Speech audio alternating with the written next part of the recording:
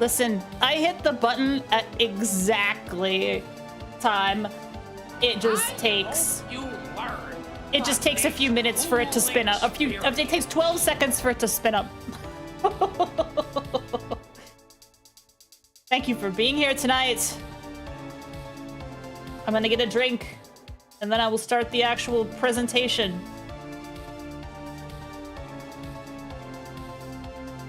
Where else should I spam my... I'm live. Oh, baby.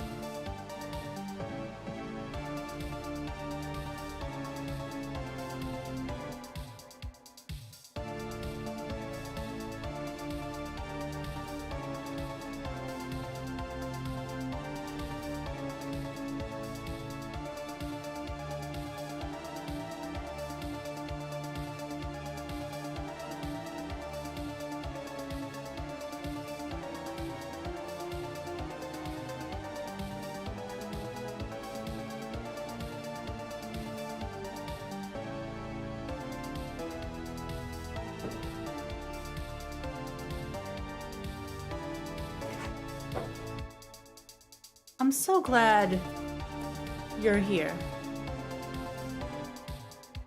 If you're asking about my Spiderlings, they have cybernetic attachments. That's why they light up like that. They're actually zombies. You might not know this, but a spider can be brought back to life after dying by science reasons. So think of my little guys as like they are both spiders and Frankensteins. That's why they look a little strange. That's why they look a little like Frankensteins. Because they are zombie spiders. Hey, that's lore. I think you didn't know my character had lore. I have a... Let's get this class. Let's get class in session, shall we? Good evening. Wait, good evening, everyone. Good evening to all my folks out there in cyberspace. Good evening, good evening. Today's class, so I'm in my teacher outfit today. We are having a class lecture. This is not going to be the only class lecture this month. We're going to have multiple class lectures this month. We're going to have one, hopefully, next week as well. And then I might actually be a guest speaking on a stream in the future, so may have multiple lectures. But this particular lecture, I hope you've all taken your seats. I hope you've all got your snack, your bathroom break out of the way, whatever it's going to be. My classroom still has the split chat, so I noticed Ariat earlier were commenting on my thumbnail for the YouTube video. Thank you. I do appreciate that. I did put a little work into that one. I wanted to be sure that it captured some information, but not that without spoilering the entire presentation. And I want to I see Top Keck for being here, thank Brady for being here. I know Keck asked me to do this because we were talking about it was the viewer's choice or what should I do a lecture about, there were a lot of good options for things that I could talk to about. I am an expert in multiple fields. I'm an expert in computer science, and I'm an expert in animation. I actually have a degree in animation. And also, I'm an all-round geek, nerd, queen, spider lady, so I have a lot of things that I can talk about. And if there's something that I'm not informed on, I can usually find a guest to help me get through the conversation. So, you know, even when I don't necessarily have the expertise, I have a really broad network, so I can find a lot of people who are experts.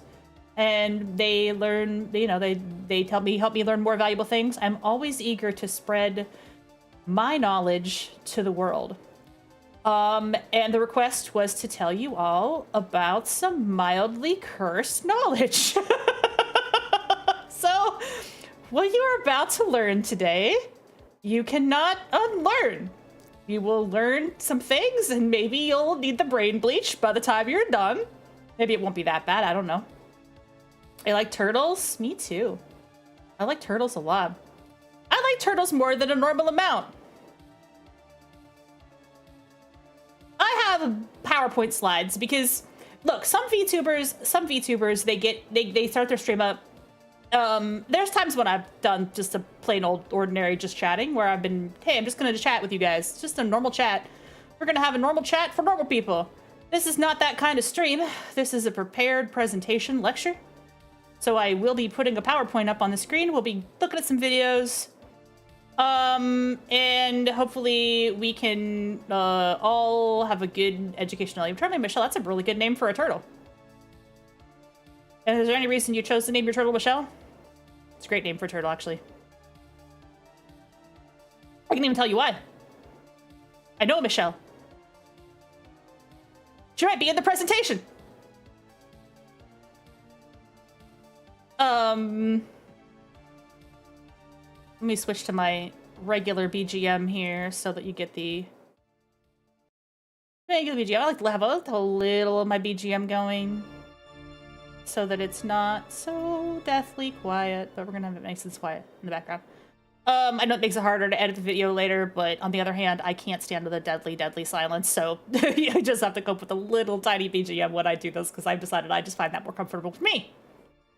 Gives me a little something to, like, ground me, so I'm not just speaking to... No idea your mom named her that? Ask her where she came with that name. I don't know. It might be complete coincidence. So we'll see. We'll see. Yeah, shall we go to the slides? Let me get my slide view up here. I don't need that to be open. I do need this to be open. I do have my presentation view open in case I forget individual things that are happening in the stream. There's a lot to keep track of with this. Let me just move out of the way here so you can see the screen. Oh, I'm kind of big. Let's look here. Loki turtle heads. Yeah. Well, there's lore. I will go into it. Let's get that whiteboard up, and then we're gonna do the... Oh, here we go. Okay. PowerPoint. The Ninja Turtles mildly cursed lore dump. Twiddles. I like that Twiddles. Now, I was putting this presentation together. It basically has a few categories. And as I was developing the presentation, we're gonna get some Doki Bird flashes on the screen. Sorry about that. I was pushing together the presentation. I realized that sometimes when I change off the screen, it shows my wallpaper. Oh, I had that last time I did a presentation like this. It was Pomu, and now it's Doki. I realized that there is a lot of stuff about a girl's perspective, a woman's perspective on the Ninja Turtles, which may seem strange, but hear me out. So this is also the girly pop lore dump for Teenage Mutant Ninja Turtles. They are Teenage Mutant Ninja Turtles, yes. That is true. They are Teenage Mutant Ninja Turtles. This is the girly pop lore dump for Teenage Mutant Ninja Turtles.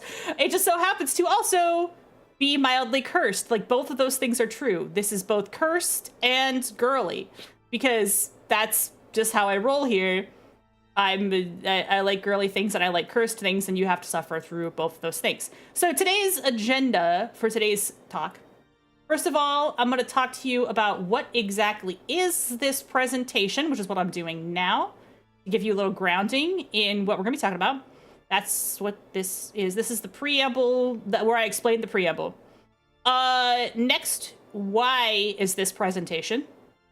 And then 3 categories of interesting facts, starting with the basic stuff that's cool to know. If you don't know that much about Ninja Turtles, we will talk about some basic stuff that's cool to know. Maybe you'll learn something new, maybe you won't. We will talk about what if a Ninja Turtle was a girl, which is to say the broad history of women in the franchise, female mutants, girl turtles, various attempts to add a turtle that is also a girl. And then we will finally end with another girl in the franchise, the April O'Neil facts. The April O'Neil facts. You didn't know that you were going to have a real lesson about Ninja Turtles when you woke up today. You are going to have a real lesson about the Ninja Turtles. This is going to be from the point of view of, this is a real lesson. And then we're going to go over some April O'Neil facts. When we get to the end of the April O'Neil facts, if I haven't melted you, then you have survived the Ninja Turtles cursed lore dump. I hope that at least one of the things I tell you today will be something that you did not already know. If you did know everything in this presentation, then congratulations, you could have given the presentation. Good for you. I know that I have my own knowledge base that I pull from. So let's talk about what we're going to talk about, and then we're going to talk about it. So this presentation will begin with a bunch of stuff that people basically already know. I need to give you a little overview of what the Ninja Turtles are. Yeah, everybody already knows that. We're going to get to a point where my knowledge runs out, because my knowledge is very based in the earlier Ninja Turtles stuff. So I know a lot about the 80s and 90s of this franchise and less about anything that happened after 2005 or so. So there's not going to be a lot of detail about like every fucking Ninja Turtles cartoon on the planet. I'll talk about them a little bit. I know the broad strokes, but I'm not going to like nitpick individual details of those cartoons. I didn't watch everything. I'm going to tell you what I know and stuff that I think is interesting. And if you want to fill in the gaps later by watching, Rise, the TMNT on Netflix and all that stuff, you can watch those shows. They are available to be watched. The original cartoon has episodes on YouTube right now that are free to watch. We have watched them before on the stream, so we won't be watching them today. But I will talk about that show a lot more than I talk about the other shows, because that is the one with which I am most familiar. And then finally, when we get to the end of the presentation, you will be in the depths. You will be in the depths, and you will not understand how we got here.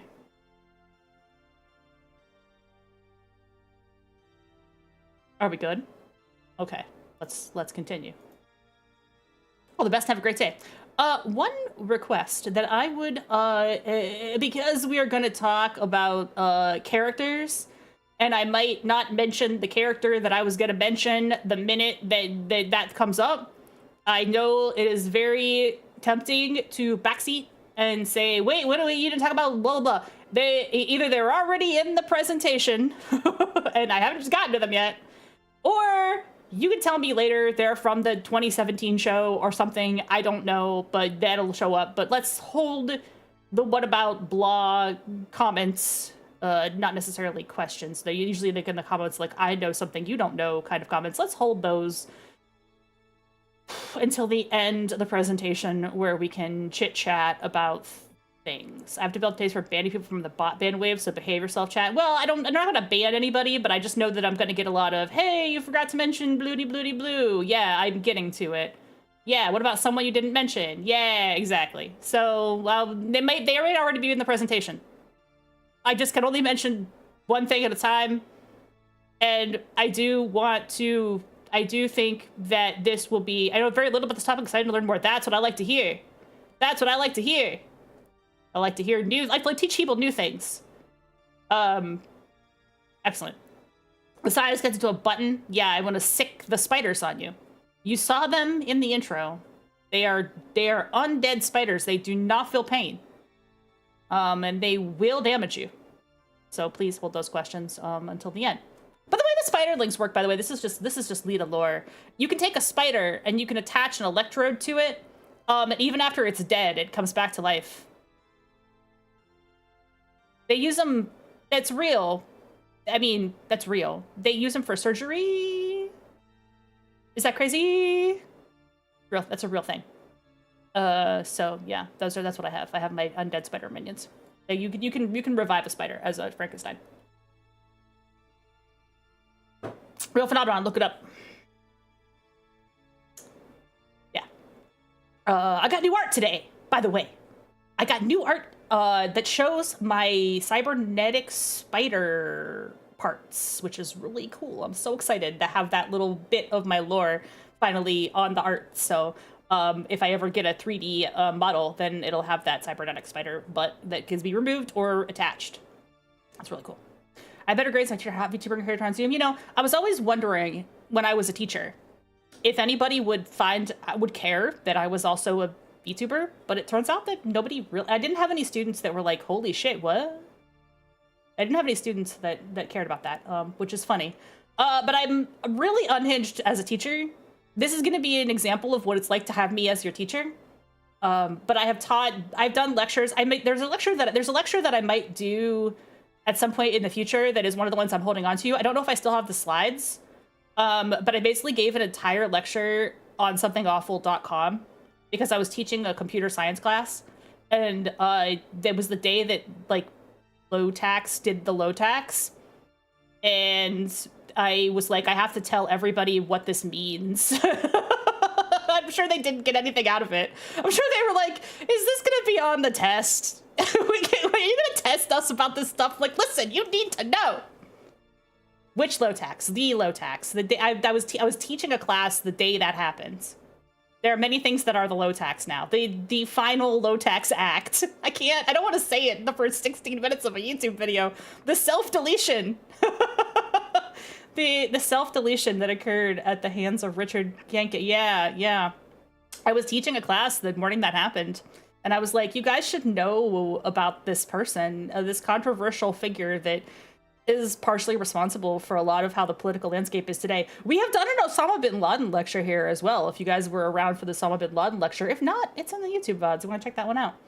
Talked a little bit about bin Laden. So that was educational, I think, history. This will be mostly useless knowledge, but once you know it, you can't unknow it. So congratulations on being here for the Cursed Ninja Lore stream. Why would I do this? And who am I? Yeah, the DMC and Tom and Jerry lecture. Yeah, I got my video got wrist slapped because I had Tom and Jerry in it. I had to restart the stream because I was showing Tom and Jerry, which is cruel because you're allowed to watch those videos there on the CIA's website. But I guess I'm not allowed to restream those videos, so it's fine. Whatever, YouTube. They got so mad at me. I re-uploaded it though, so it is uploaded. Minus Tom and Jerry, because apparently you can't stream that. Who is doing this, and why would I do this? That's the two questions. So the why you do this is because Keck asked. But also, who the fuck am I to be doing a Ninja Turtles lore stream? These are my credentials. I was pretty active in the Ninja Turtles fandom in the 1990s, and even in the 80s, in fact. I was active in TMNT L, which is the TMNT mailing list. They used to have a listserv for TMNT fans, and they also had an IRC that I was pretty active in the 90s.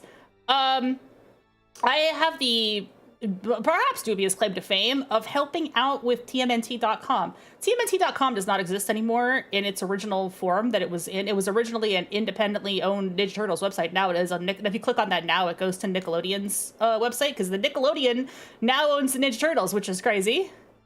In 80s, yes, correct. In the 80s and 90s. Remember, I'm 425 years old. I'm very old. So this is the way that I would say that a vampire hyperfixation works, at least when it comes to me, is that I will develop a hyperfixation on something for a period of a couple years, and I will learn a lot about that thing during the period of that couple of years. And this is one of the things that I really had a hyperfixation about for a couple of years. So I learned a lot and was very active and talked to a lot of people. So this is one of the reasons that I know all the stuff that I know and all the people that I know. I drift from hyperfixation to hyperfixation. So thank you. That's very kind of you to say. But I'm old. I'm an old person. I'm an ancient vampire. I'm what you call a Eldenwood VTuber, which is a VTuber stream team, the VTubers that are over 30 years old. So being 400 definitely qualifies me for that. My 425th birthday will be this Sunday. I'm happy about that. It's very exciting. We're going to take it easy this year. I'm going to watch some movies. It'll be fun. I did assist with the original TMNT Con. It's a weird story.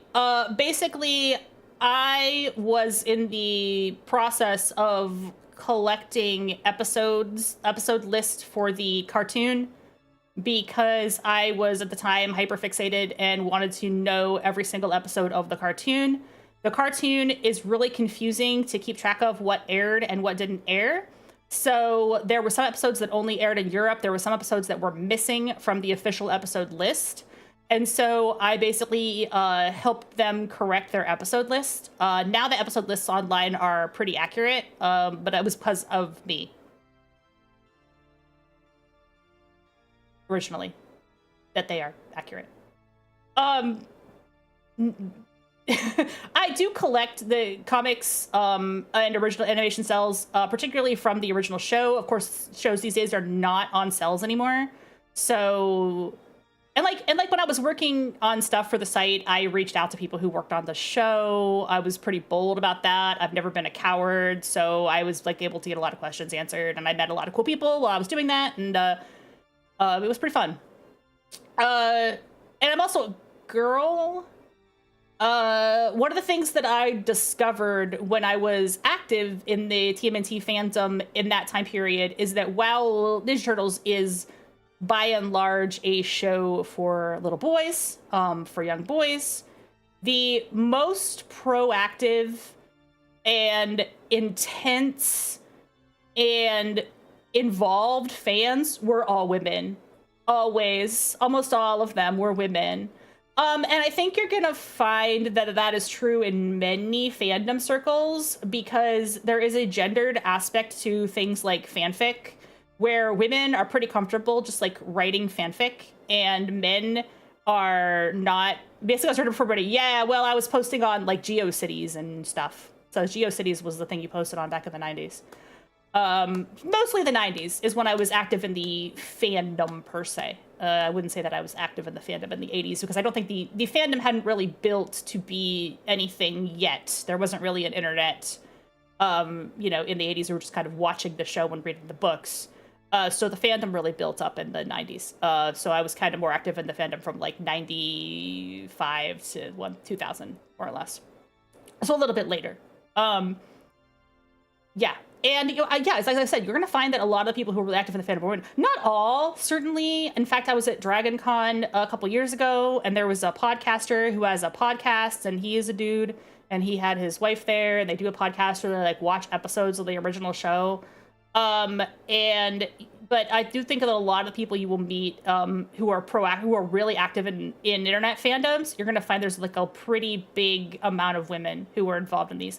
And that's the reason that one of the things that I found so interesting is because it's because a lot of times women are very invisible in geek spaces.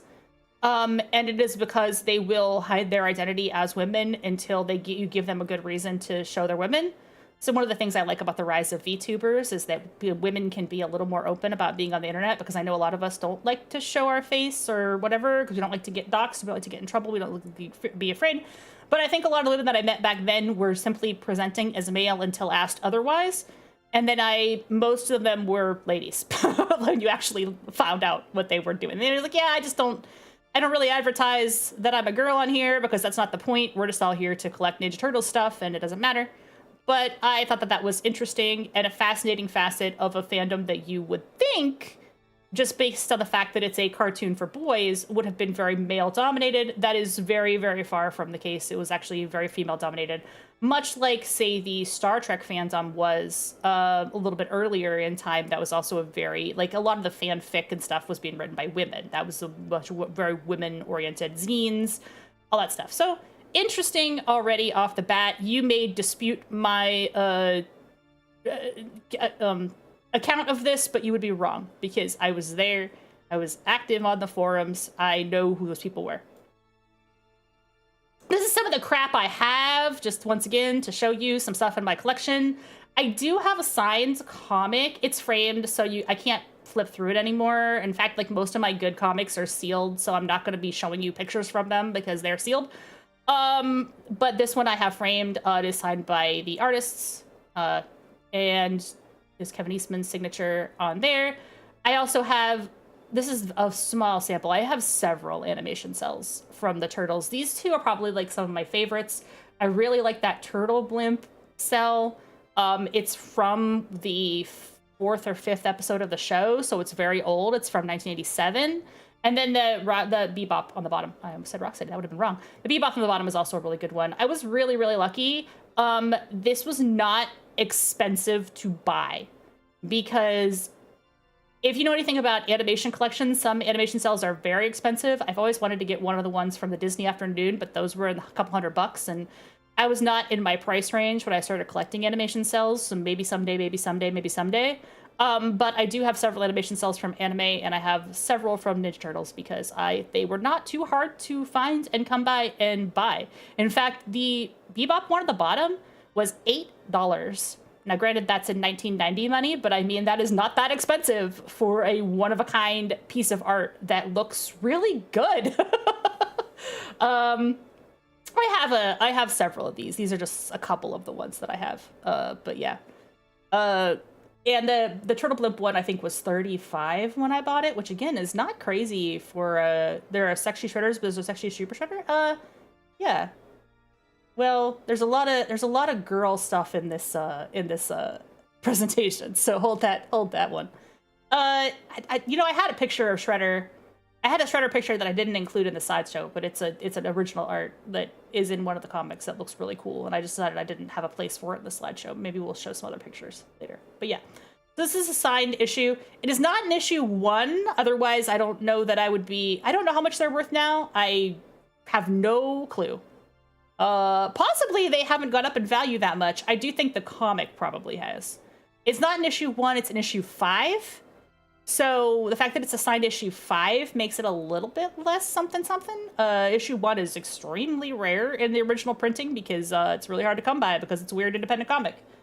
I'm sure if I got my collections priced of what I own, these are not the most valuable pieces I own. The most valuable pieces I own are from my Deadpool collection.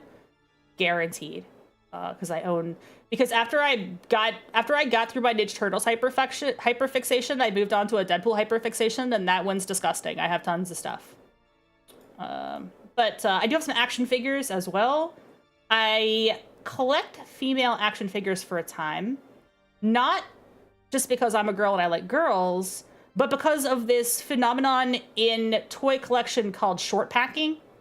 If you're never familiar with the term short packing, that means that there is generally less of one particular figure that gets packed with the others, and that generally tends to be the female figure. The logic being that boys don't want to buy figures of girls, but they want to make the figures of girls anyway.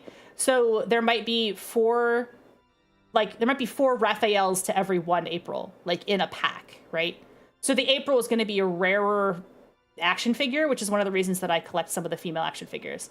The Venus was actually given to me as a goof because I don't really like this character, but it's near mint, so I'm just holding on to it. I've just been holding on to it all this time. And it's from the year 2000, I believe. So the April is a bit older. That's an OG April. $18 at KB Toys. What you would do is you would go to KB Toys and you would dig through the. Never heard of Venus. Well, congratulations. You're in the what if a Ninja Turtle was a girl speech. Yeah, that's Venus. That sure is. Yeah, somebody gave it to me as a goof because I don't really like the character.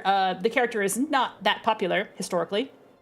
But I kept the action figure because I figured, well, if I'm gonna have a short packed action figure, I'll just keep it mint in the box, and it has been in good shape for the last 25 years. So, it's all right. It's in good shape. It's in my collection. You can see a little Deadpool next to it. You can see I have a lot of Deadpools. That's a Rainbow Bright figure as well on the left there. This one's actually on display. I don't have the April on display yet. I had to pull her out of the closet, but she will be up on display as soon as I get my new shelves built. I don't know. Here's some other crap from my collection. That is my number one. It is a special deluxe reprint. It's like a 5th printing of TMNT Number 1. I have some other issues as well. That one's from 1992. It's just a random smattering of shit that I have. I just scanned. This number 1 has like some sketches and some notes from the artists and stuff in the background. And I thought this picture was really cool, so I just kind of included it. I just think this art is neat. It's very dynamic. And then it actually is page 19 of the comic. It's like full out rough. There was a dumb Ninja Turtles convention like in Michigan that I went to in 2000, and this book is really funny. So I was like, this is just in my pile of stuff. I'm gonna include it in the pile of stuff that I have. But the reason I showed this is because like this is what my number 1 looks like. So I don't have like a real number 1, unfortunately, but the real number 1 is super hard to come by. So you take what you can get. But I like the art in here. I like the little bonus information that's in here. Does this presenter view show what the next slide is? Of course it doesn't. Why would it do that? Right. So inside the book, I thought this was inside that book from the con, which I still had for some reason, is this hilarious like list of Ninja Turtles shrine sites from the year 2000, back in the ancient internet days. When I say that I'm a vampire VTuber from the ancient internet, this is the kind of thing I'm talking about. We used to go to members.zoom.com/horseturtle to physical list of shrines. There's like 5 pages of this in this book too. It's like 5 pages of printed out web URLs. Yeah. I don't know what is currently at michelangelo.issexy.com. Pardon me, it's like turned to dust. Yes. Let the curse of the cursed lore stream enter your veins. Welcome to the curse of aging, which is taking over all of us. And some of you do not remember shrine sites and web rings, but these are physically printed out shrine sites from a web ring. You have to put that link on the Wayback Machine and check now. We will perhaps at the end of the stream see if there's anything on any of these old shrines. These are probably not well archived because that was a very long ass time ago. But it's very funny to see a printed out. That domain is bought by a girl for sure. Like I said, a lot of these were women. Obviously, if you're going to make a Michelangelo is sexy website, that was a woman, right, who made that? But there's a lot of women making this kind of fan content. On the left side here, TurtleCon staff, you see Kevin Eastman, who sent some pictures and stuff to the con. I just want to point out one entry in this. It says Claudia and David Ivy. That's the parents of Michelle. Michelle Ivy was that's why I said it's funny your mom named the turtle Michelle. Michelle Ivy was, as far as I know, I haven't talked to Michelle in a very long time, but as far as I know, is the Ninja Turtles fan of all time. I will talk a bit more about her later when I talk about the documentary that they did, but I will just say that went by Michelangelo on the mailing list, was the big Michelangelo fan. In fact, for all I know, this is her site. I don't necessarily know. Quite perhaps. Oh, Kunoichi Arashi, that would also be a woman, right? Kunoichi would be a female, somebody identifying themselves as a female ninja. So like, this is a lot of stuff made by girls for girls, right? Absolutely, it's absolutely stuff made by girls for girls. But this is just Michelle thanking her parents for helping with the event. Michelle has a really good Michelangelo cosplay that is like movie quality, and that she has worn for like 30 years to conventions. So if you see a Michelangelo at a convention that looks phenomenal, last time I saw her was at Dragon Con. It was a few years ago, and I'm like, I recognize that costume because she will go out in that costume for periodically in cosplay, and it's like a really movie quality like Michelangelo cosplay. Like it looks like one of the suits they wore in the film. Yeah, but just a crazy collection. Like this is somebody who's like a major collector and just a super interesting person. Which is why I thought that was interesting. You said your turtle was named that, but yeah, that a bunch of other folks put on this little con. By the way, this particular book listed the turtles, and it had their images from the show The Next Mutation as their images, because this was the time that The Next Mutation was on TV, so tier 2000. To be a hardcore Teenage Mutant Ninja Turtle fan, that would be very surprising. Oh yeah, because if your mom was like, oh yeah, I know Michelle. Your friend knew Michelle. Yeah, it's totally crazy. These are some of my stupid VHSs. I have a lot of crap. Let's talk about some basic stuff about the turtles. Let's talk about some basic facts. These are basic Ninja Turtle facts. All right. Most of this is not going to break you. If this starts to break you, then I'm sorry. You may be familiar with the Teenage Mutant Ninja Turtles. Say it with me. Leonardo leads, Donatello does machines. Raphael is cool but rude, and Michelangelo is a party dude. Yes. Give me a break. Both of these guys are nerds of different varieties. Leonardo is a combat nerd. He's a fight nerd. Donatello is your classic nerd, the math nerd. He does engineering, that kind of thing. Raphael is just kind of a sarcastic bastard in the cartoon, of course. In the comics, he's a little bit more of a wild card anger issue guy who beats stuff up really bad and does a lot of violence to things.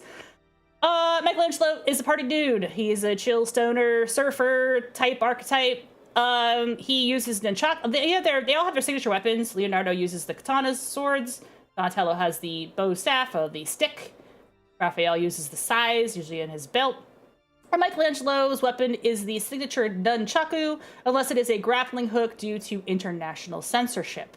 Let's talk a little bit more about Michelangelo. First of all, that name is spelled M-I-C-A-L, Angelo. It is not spelled the same as the artist. Unless it is, because I think in some recent iterations, they have quote-unquote corrected this spelling mistake. The spelling mistake is the original spelling mistake that has carried through for a long time. If you ever see anybody type this word and they mean the artist, that's wrong. That's a turtle. Michelangelo, the artist that he's named after, is spelled M-I-C-E-L-A-N-G-L-O. Michelangelo is spelled M-I-C-A-E-L-A-N-G-L-O. It's the only one that's spelled different from the artist. It's just a typo. And sometimes it's corrected in other things, and sometimes it isn't. I stick with the original spelling, even in situations where it is directed. Who's the most attractive between the bunch? This is a great question. I believe it's more of a question of, who's your favorite turtle? What do you guys think? Who's your favorite turtle? Of these guys, I've always thought that Donatello is probably the best boyfriend, but Leonardo is my favorite. Donnie. Yeah, everybody's saying it's Donnie. It's Donatello's the best boyfriend in the Ninja Turtles. If you have to pick a boyfriend, you got to go with Donatello. He's the most thoughtful. He's very smart. But I'm a Leonardo stan. I'm a big Leo fan. He's my Blorbo. if I had to pick. That's just how I feel. The nunchuck censorship, I will explain. You're gonna mostly get Donatello's out of a nerd-ass chat. Yeah, but if you have to ask like who's the best boyfriend, it's like unanimous. Donatello is the best boyfriend, if you had to pick. Michelangelo was bisexual, so he's got that going for him. Because he gives you leader vibes, yeah. Because Leo is the one that I wanted to be like the most. Because I like being a leader and I like being in charge.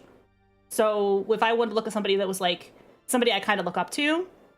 Quick Leonardo fact. Leonardo's voice actor in the original cartoon is more well known for being Liquid Snake in the Metal Gear games, which was a mindfuck for me because I was used to him as Leo. But he's Liquid Snake. It's the same voice actor. So, you know, yeah, Cam Clark. So, yeah. The other voice actors, Rob Paulson was the original Raphael. He actually played Donatello in a later series, so he's the only guy who's been to Turtles. I did get a chance to talk to Rob a couple years ago, which was really cool, and learned some things from him about the show as well. Really, really good guy.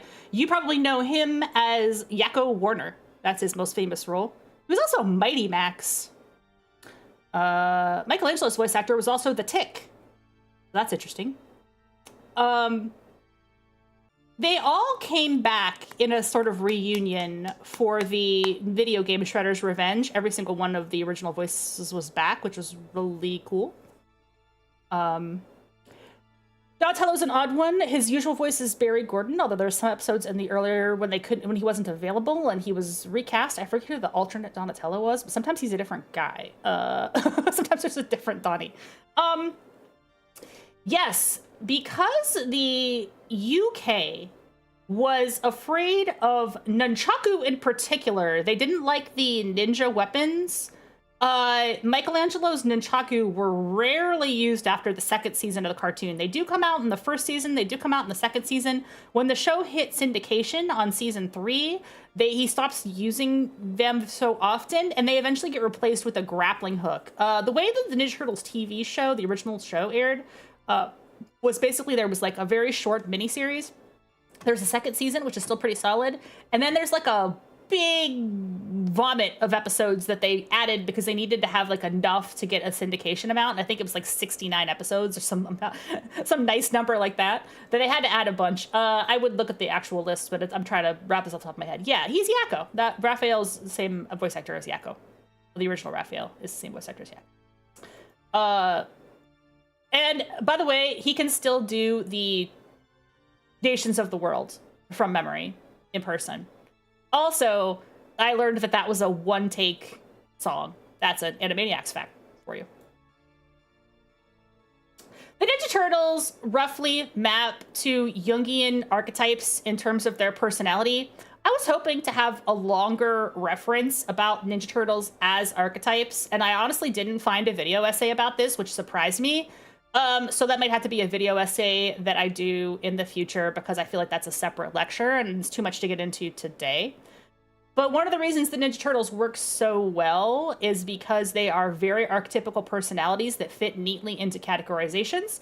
If you've ever had to do a, like, what's your personality color thing at work, which I had to do once, they did this thing where it's like, what's your personality color? What do you like? I just said, this is just which Ninja Turtle are you? Just which Ninja Turtle are you? Well, I didn't say I would choose Leo. I'd say Leo is the one that I want to be the most like because I like his leadership skills because I want to be a leader myself. But in terms of like who you date, that's a different question. So, but the personality quiz, I said this is basically just be which Ninja Turtle are you? And the funny thing is that when I took the colors personality quiz, I got Michelangelo. Which is cool. I think it's because I'm an extroverted, cheerful, laid-back person. And even though in my heart I want to be a Leonardo, and at the end of the day, I'm just a Michelangelo. That is why I am both a bimbo and a scholar. I contain all Ninja Turtles. I contain all multitudes. So if you happen to get orange on this test, then you're like me. The colors don't exactly match to the turtles, but you can see the introverted planner is more of your Donnie, And then your mediator down here, this is more of your Donatello area, and then this is the Raphael area up here, and this is your Michelangelo area over here. The cheap, shitty mini movies of the 80s request popular England and Mortal Panic, leading to some speeches hard film ratings. Yes, they did not want children to have ninja weapons. So I need to go back one slide real quick. We got Leonardo, Donatello, and Michelangelo. We got no Raphael fans. I am also a Raphael fan. He's nice. He's cool but rude. We are tied. We're three-way tied. What's I gonna say here? Oh yeah.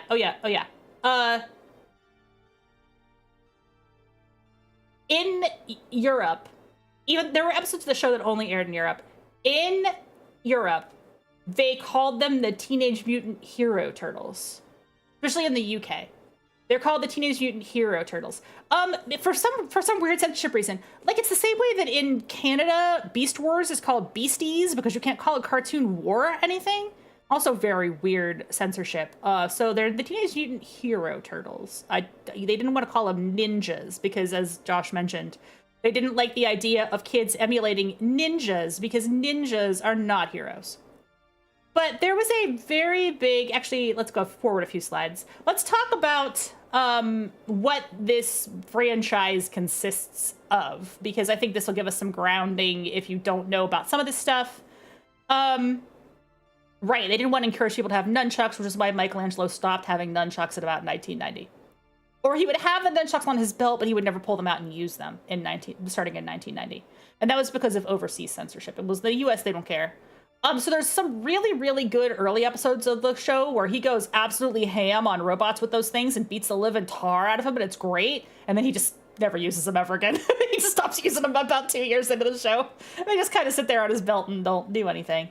Beasties is not required by law. It's supposed to be themselves. Okay, but it was terrible, you have to admit. It's a terrible, terrible... I didn't think it was required by law, but there was some kind of weird rule that they couldn't say wars. Because War Planets was Shadow Raiders as well. Even though it was War Planets in the States, it was Shadow Raiders. Beasties is terrible. I don't know what else to say. It's awful. The Mirage comics started in 1984. That was when the Turtles was originally drawn. There was also a series of Archie comics starring the Turtles that ran from 1988 to 1995. Now, the order of operations here, I love that I wrote 2 and then I put a dash. Don't make my. Oh, was that you out of Detroit? So you got Beast Wars? You watched Beast Wars on the same channel I watched Beast Wars on, probably. I mean, I was not too far from there. I don't know. Maybe we all watched it from the same channel. I love that I wrote 2 and then I put a dash. This is a professional presentation from a real professor. There's no factual errors here, though.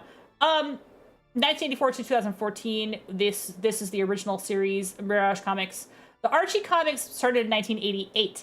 If you pay attention, this is actually after the cartoon aired in 1987. So what this is the original comic was created. The cartoon was created. The Archie comics are a comic of the cartoon. Does that track for you guys? The same way that the Sonic the Hedgehog had 2 different TV shows, the Turtles had 2 different comics. So the Mirage comics, which is the original comics, was running parallel to the Archie comics, and the Archie comics followed the storyline of the TV and then deviated. So they actually ended up being a different continuity entirely, but they started out from the same place. That's a little bit weird. This cartoon started out as a 5-episode special that aired like back to back to back. It was like a 5-episode mini series. Used to be like back in the day, they would show like a kids show and they would show like a movie version of it as like, oh, it's a special presentation. So that was they originally showed, the original cartoon. Like DuckTales did something similar with some of its 2-parters. They actually would air like at a primetime slot. It was different times. So they kind of aired those 4-5 episodes back to back, and then they aired in syndication, and then they were eventually picked up by CBS and run on Saturday morning. I think the CBS Saturday morning starts in 90, but it might be 91 if my memory's a little fuzzy on that. But they did pick it up by CBS, and they ran Saturday morning, and that ran until 1996. That show changed art styles a couple of times. You can tell what year it is by looking at the way the turtles' eyes are drawn. In the later series, in the later episodes, they draw them like with whited out eyes, like in the comics, but in the earlier ones, they're more cartoony and friendly looking in the eyes. Oh, and in the first season, they have lines across their beaks, and in the second seasons, they don't have lines across their beaks. So you can tell from the art style how it's drawn.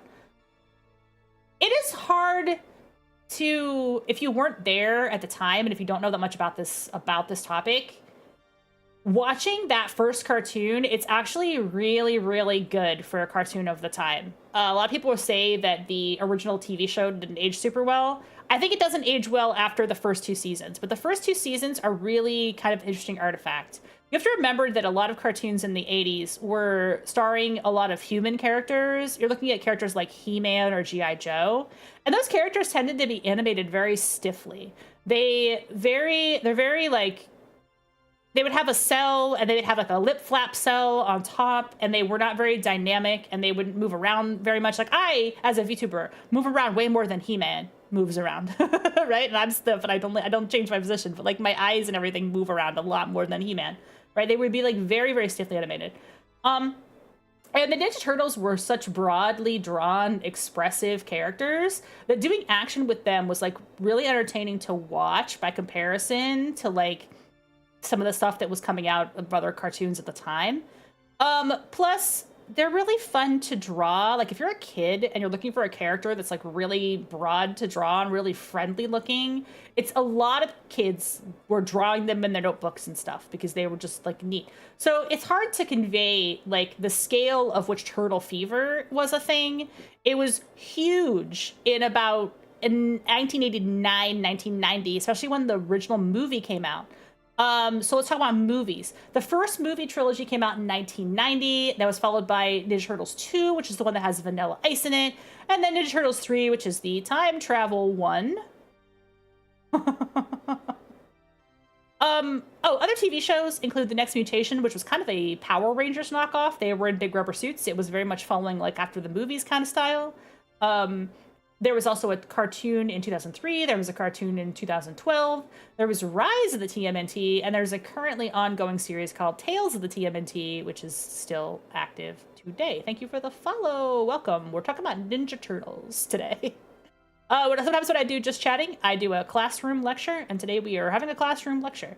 So buckle yourself in, because this is going to get crazy as we continue to talk about this stuff.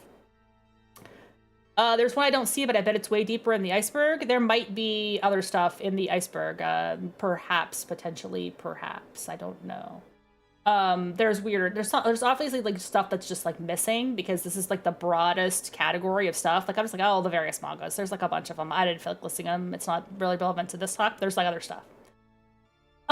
They made a TMNT CGI movie in 2007. Somebody asked, are you going to mention that? There, I did. I mentioned it. There's also Michael Bay Teenage Mutant Ninja Turtles movies. I have not watched them. They didn't look great. That's all I've got for you there. Mutant Mayhem, however, was a delight. That is a really fun movie. It's a CGI movie. It's very stylized. They've got the voice actors they got for the Turtles were actual teenagers, so they brought a lot of vitality. They did a lot of ad-libbing. That's a fun movie. Liked it a lot. It does change up the lore pretty considerably in how they do the mutants in that, because they take some old characters and they come up with new ideas for those characters. They remix them. They remix Krang. They remix Leatherhead. They did a lot of interesting stuff in that movie. But I liked it. I think there are going to be more Mutant Mayhem movies in the future. That's a lot of fun. The current ongoing run of the comics is the IDW version of the comics, which started in 2011, as far as I know, and is continuing to this day. So it kind of picks up, like the March comics technically overlapped with it a certain amount, but it's different. The IDW comic is different.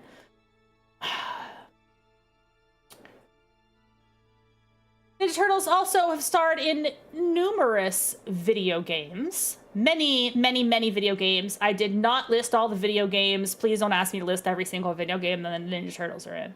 There is the NES/C64 Amiga game that you might be familiar with, which is a very odd, weird little artifact. Then there's also the original arcade one in 1989. There's the infamous Turtles in Time. The reason I list 2 dates is because I'm listing for both the arcade and home release. I was a big fan of Tournament Fighters. That came out for both the SNES and the Genesis, and both versions of the game are different. There's a lot of stuff in between I didn't list. Don't worry about it. Shredder's Revenge came out in 2022. Very much based on the 1987 show. Very fun game. For people who were fans of the 1987 show, as I was, it is definitely a memory lane situation. That you can see some old clips of my old avatar playing that game, including one of my favorites. One of my favorite old clips, honestly. I might play it again just because I think it's funny. That's one of the funniest bits I've ever done on accident. But it's also dark because, you know. What was the 90s aesthetic like? That's an interesting question. That's an interesting question. I think about that. Yes, it was actually very.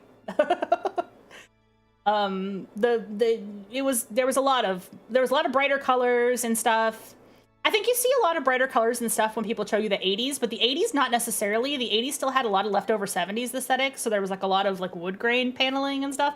The 90s was really, there was a lot of bright colors. There was a lot of bright colors in like graphic design.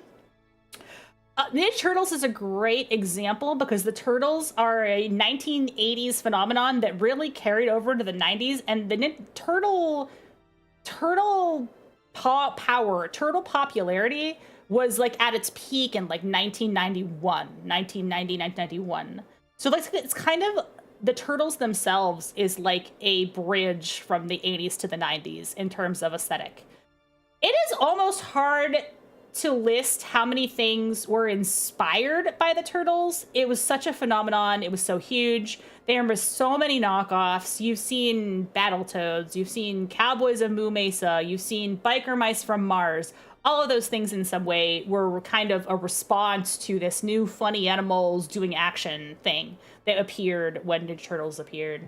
And not all those things were even a response. Like, for example, Usagi Yojimbo, which is a pre-existing character from a different series, often associated with Ninja Turtles, but he's like a crossover character. But he sometimes shows up in TMNT stuff. I was made informed of this Rescue Palooza fan game. I only put it on this list because I want to play it sometime, because apparently it's like Shredder's Revenge, but crazier. I don't know when exactly its full release happened, because I found a site that listed it in 2019, but I think it's still being updated. So it's kind of a limbo thing. Teenage Mutant Ninja Turtles Tactical Takedown is the most recent video game. It just came out this year in 2025. My birthday's on Sunday. I don't have it yet. They're in Street Fighter 6. They have costumes for there's just too much Ninja Turtles video games in the world. There's a TTRPG. Fun fact, this was my first TTRPG. I played this before D&D. So when I talk about my D&D cred, I'm kind of, not that I wasn't interested in D&D, but this was the first TTRPG I actually played because I was really, really interested in Ninja Turtles. You can actually buy it to this day. There is a revival. The Backer Kit website has for those of you that kickstarted a reprint of this. It's pretty cool. It is based a lot more on the comics than it is on the show. I mean, it is based 100% on the comics and not at all on the show. And the comics in the show are quite different, which I will go into a little bit more in detail. There's also board games, toys, plushies, Halloween costumes, roller coasters. This is the TMNT Shell Raiser, the steepest roller coaster in the world, at a record-breaking 121.5 degree descent drop.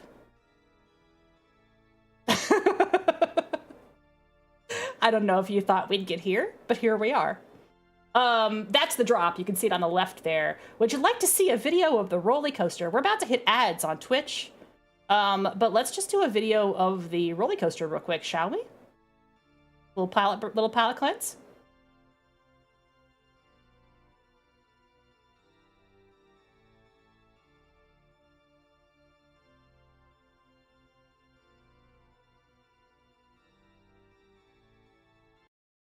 You would never go on that roller coaster? It's pretty nuts. It's pretty wild. This is something that everyone talks about when they talk about this coaster. When you go up the vertical lift hill and reach the crest, you stop at this holding break, and you That's a can 90-degree lift panels and see the at New York City skyline. That is such a cool feature that they were able to position this coaster facing Manhattan, and they give you plenty of time to take in that view. You're actually up on that holding break for what feels like forever. And I will say, actually, I think it's up there for a little too long, if you ask me. Going in, I did not expect them to hold you there for that long, because Takabisha doesn't really hold you at all. Yeah, it slows you down. This is a similar coaster design. Like this one does. So I thought that was really interesting. I think it has hard pass on the Shell Razor. Take in that view. The con is, well, let's be frank. If you're scared of heights, in particular beyond vertical drops, you're probably going to want to get down from there as soon as possible. And so if it just holds you up there, well, you're probably going to be freaking out. And are you afraid of heights? Then I would definitely not do this. And that is the light package. As you can see, most of this footage I'm showing you was shot at night. And you'd think, oh, well, it's an indoor theme park, so when you go there at night, it's not going to be any different. It's got 7 inversions, including the drop. And so the lights from this coaster turn on. There we go. There it is during the day. Definitely not as prominent. You can see them a lot better when the sun goes down. And this coaster just looks gorgeous. Right now, it's sporting an all-green color scheme. This is from KCL Engineering, the same company that did Hang Time's lights, Monsters lights, Adrenaline Peaks. You get the point. And it wasn't really doing anything special for us like what Hang Time does. But I imagine that it's probably because Nickelodeon Universe is still a fairly new park, and I would fully expect us to see some sort of show with the lights at a later date. So that is the Ninja Turtles roller coaster.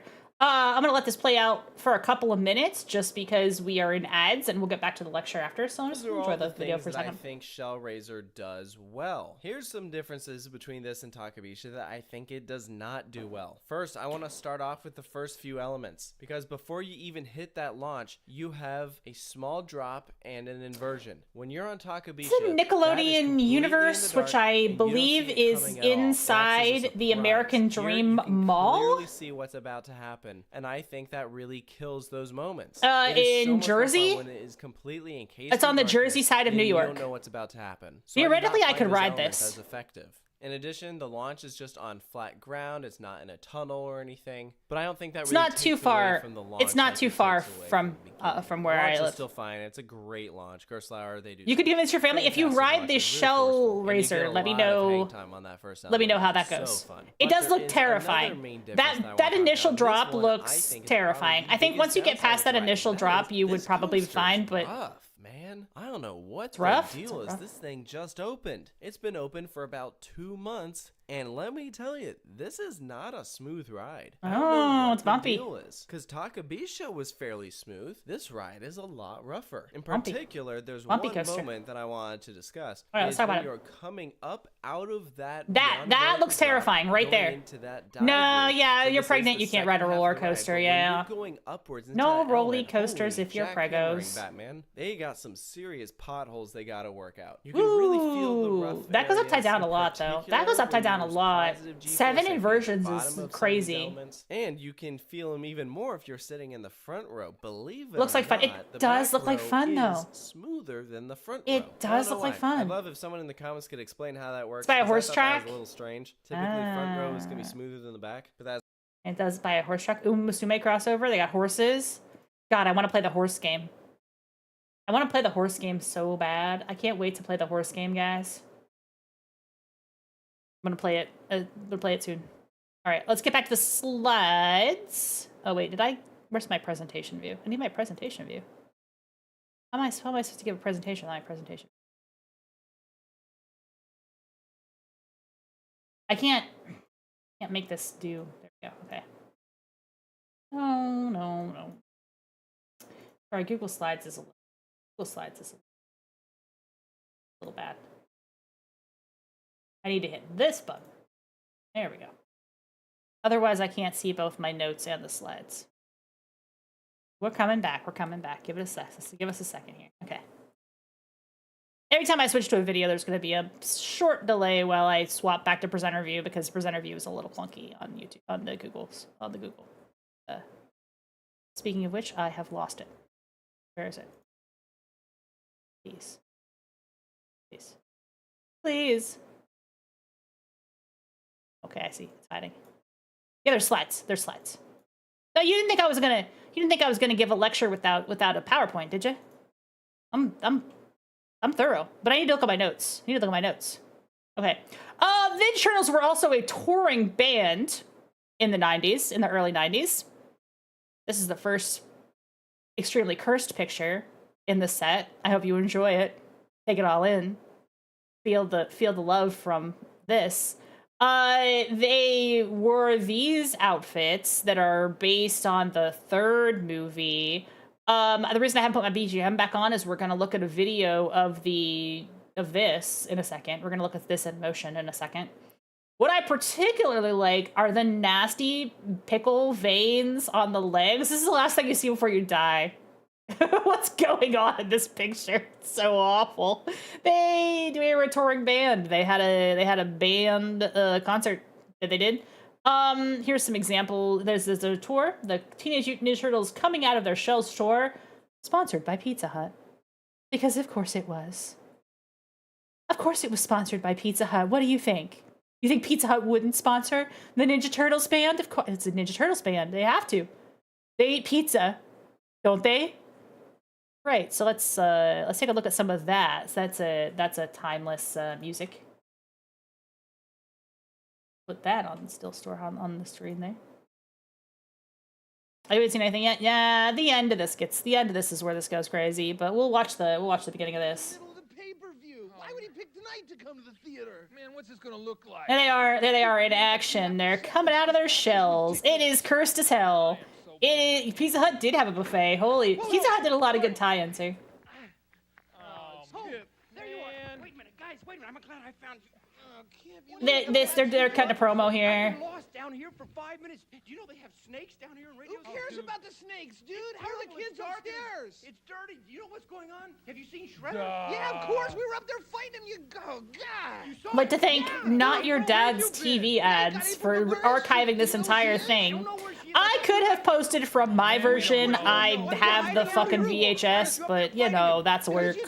So you're getting a weird feeling watching this. That feeling is the cursed Ninja Turtles lore soaking into your... It's a weird video. Can we see some music though? Let's see some music, please. That's not music. Oh wait, April is tied up. That's April. We'll get to April later. Don't worry about it. We'll get to April later. There's a shredder. That's a shredder right there. A nice Dutch angle. You dare think that raising your single squeaking voice against me could ruin my plan? Look at what is happening. Japanese fandom style stage show? It absolutely was. 1,000,000%. Seriously disappears. Even popular top 40 radio stations have turned to all-talk formats. A source close to the mission stated Can we hear some music from the Turtles though? I want to see the band. Oh, we're almost at the band. We're almost at the band. Oh, let's let this go for a second because we're gonna see Baxter Stockman. You can imagine how concerned we were. This is not him. This ain't him. Mr. Bojangles. There we go. There he is.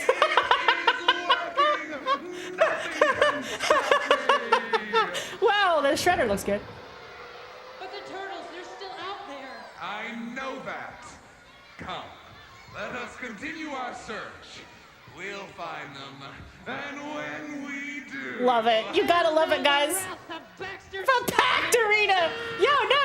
This filled seats. This put butts in seats, guys. This was huge. Shut up. No Krang. They couldn't figure out how to do stage Krang. We'll talk about Krang in a second too. Wait, let's have some music. Let's have some fucking Turtles music, guys. If I get demonetized, it's because we played the Turtles music. Let's go! Let's go! Don, are you sure this thing's gonna work? Hey, how would I know? This was huge. A lot of these kids shows had traveling. Yeah, they had traveling shows. They did. There was a Double Dare live. There was a Ninja Turtles live, of course. I don't know. Disney on Ice. Remember Disney on Ice? I don't know if they ever stopped doing Disney on Ice. The crappy Barnum and Bailey Circus. There's Splinter. Be exposed to the machine's power. Don, There's not a lot of Master Splinter in this presentation, so do enjoy his presence while he's here. Of that little strip on the back of our American Express card. Please sing a song, though. Leave home without it. Thanks, guys. Can we have a song? I need to hear the music. There we go.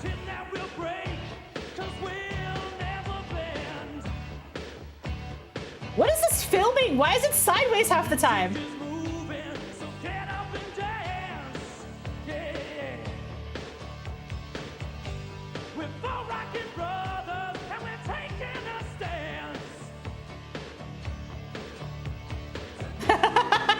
Yeah, my dance emote doesn't move on YouTube.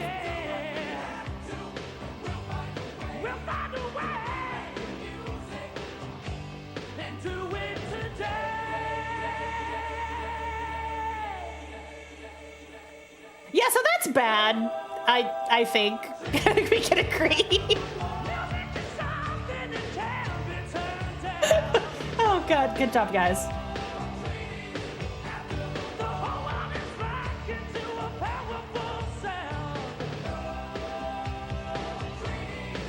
But they are dancing. They are dancing in those outfits. Imagine having paid for this. I want you to imagine being a dad in the audience and you drug like your young, eager daughter to this event. And your young, eager daughter low-key has a crush on Michelangelo and runs the Michelangelo is Sexy web ring site or something. And be like, why couldn't my kid just be into normal boy bands? Why am I not at the New Kids on the Block concert right now? Was that me? No, I will say that I did not go to any of the Turtles live shows. It was not me. But I mean, can you imagine though? Just like put yourself in that position.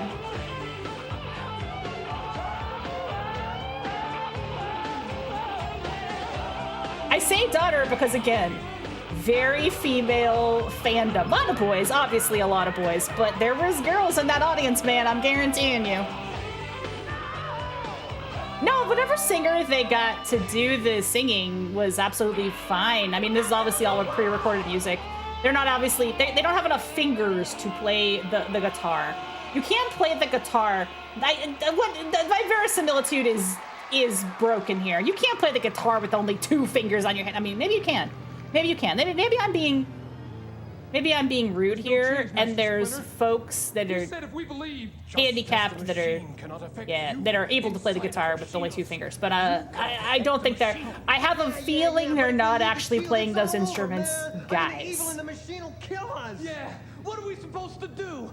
Kill ourselves? Yeah. Hey, watch how you talk to Master Splinter. Hey, he can talk any way he likes. It's a free country. Oh, come on, yeah? What if we don't like it? Yeah, what if you don't? Then lump it, lard Hey, who face. you The plot is being relayed.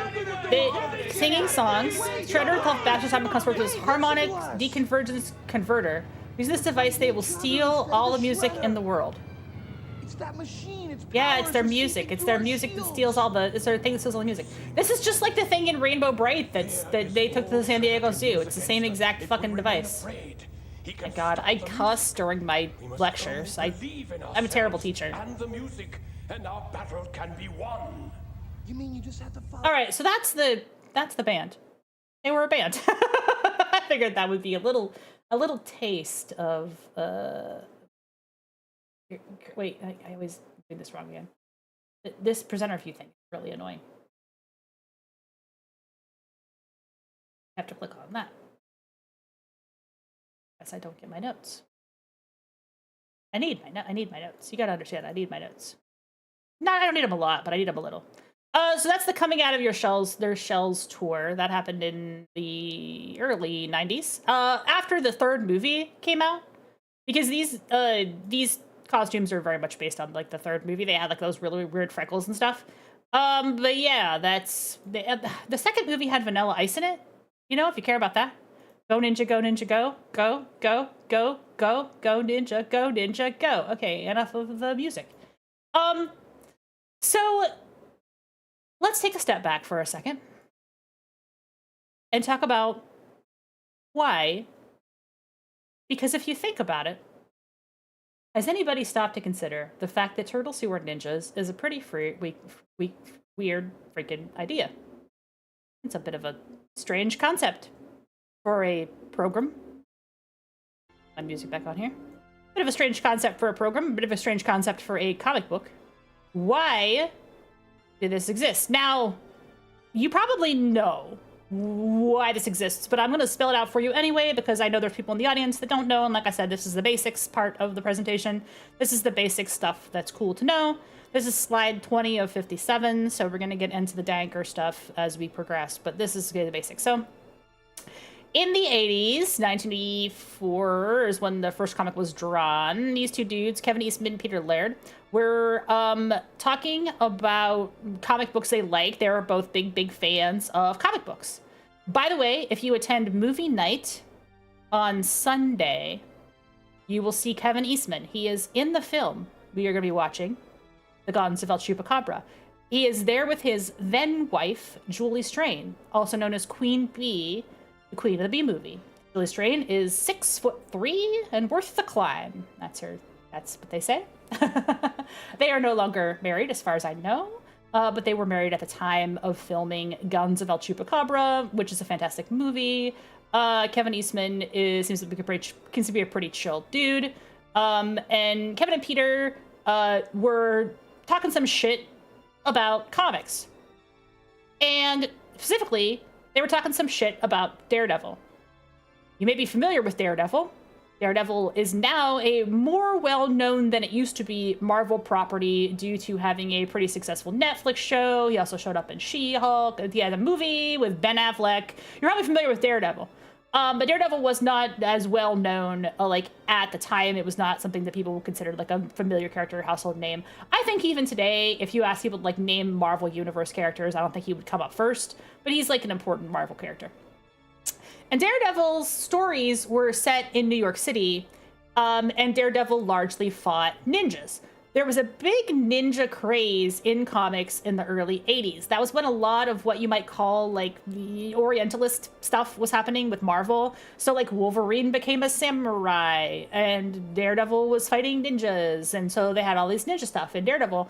And what basically these two guys said, let's do a parody of Daredevil, and it is quite specifically Daredevil. I'll go into the details a little bit later. So Daredevil, his origin story is that a bit of radioactive ooze falls off of a truck and hits him in the eyes, and he goes blind, and but develops all of his other senses become hyper enlightened from becoming blind. So he's not really functionally blind. He can see just fine. He actually has super reflexes and super hearing because of the radioactive ooze that hit him in the face. All right, that's Daredevil's origin story. So the Ninja Turtles posits what happened to the radioactive ooze after it hit Daredevil in the face. What happened? Well, maybe it rolled into the sewers. Okay, what happened after it rolled into the sewers? Maybe it mutated something else. And then they thought, wouldn't it be funny? Wouldn't it be dumb if it was turtles? Because that's so silly. How do you have ninjas that are the slowest creature? Right? So you see Kevin's original turtle sketch here is very broad. It's this is what a turtle would look like if it was a ninja.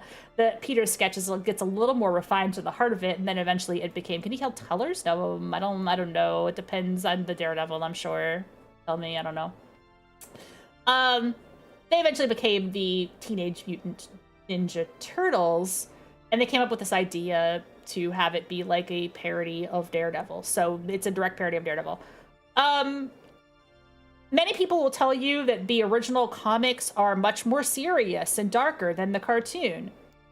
But the original comics are darker, certainly. They're still very silly, because the whole premise is silly. But it's the kind of silliness that comes from, taking your world building seriously, even when it doesn't necessarily maybe deserve that. So I liken it to people when they start playing a D&D game, and then you're just kind of writing a story off the cuff, and then you start to get really invested in the story that you're writing, and they started to do this world building for this weird world where there's these aliens and there's these ninjas. So it's a silly premise, and oftentimes it knows it's silly.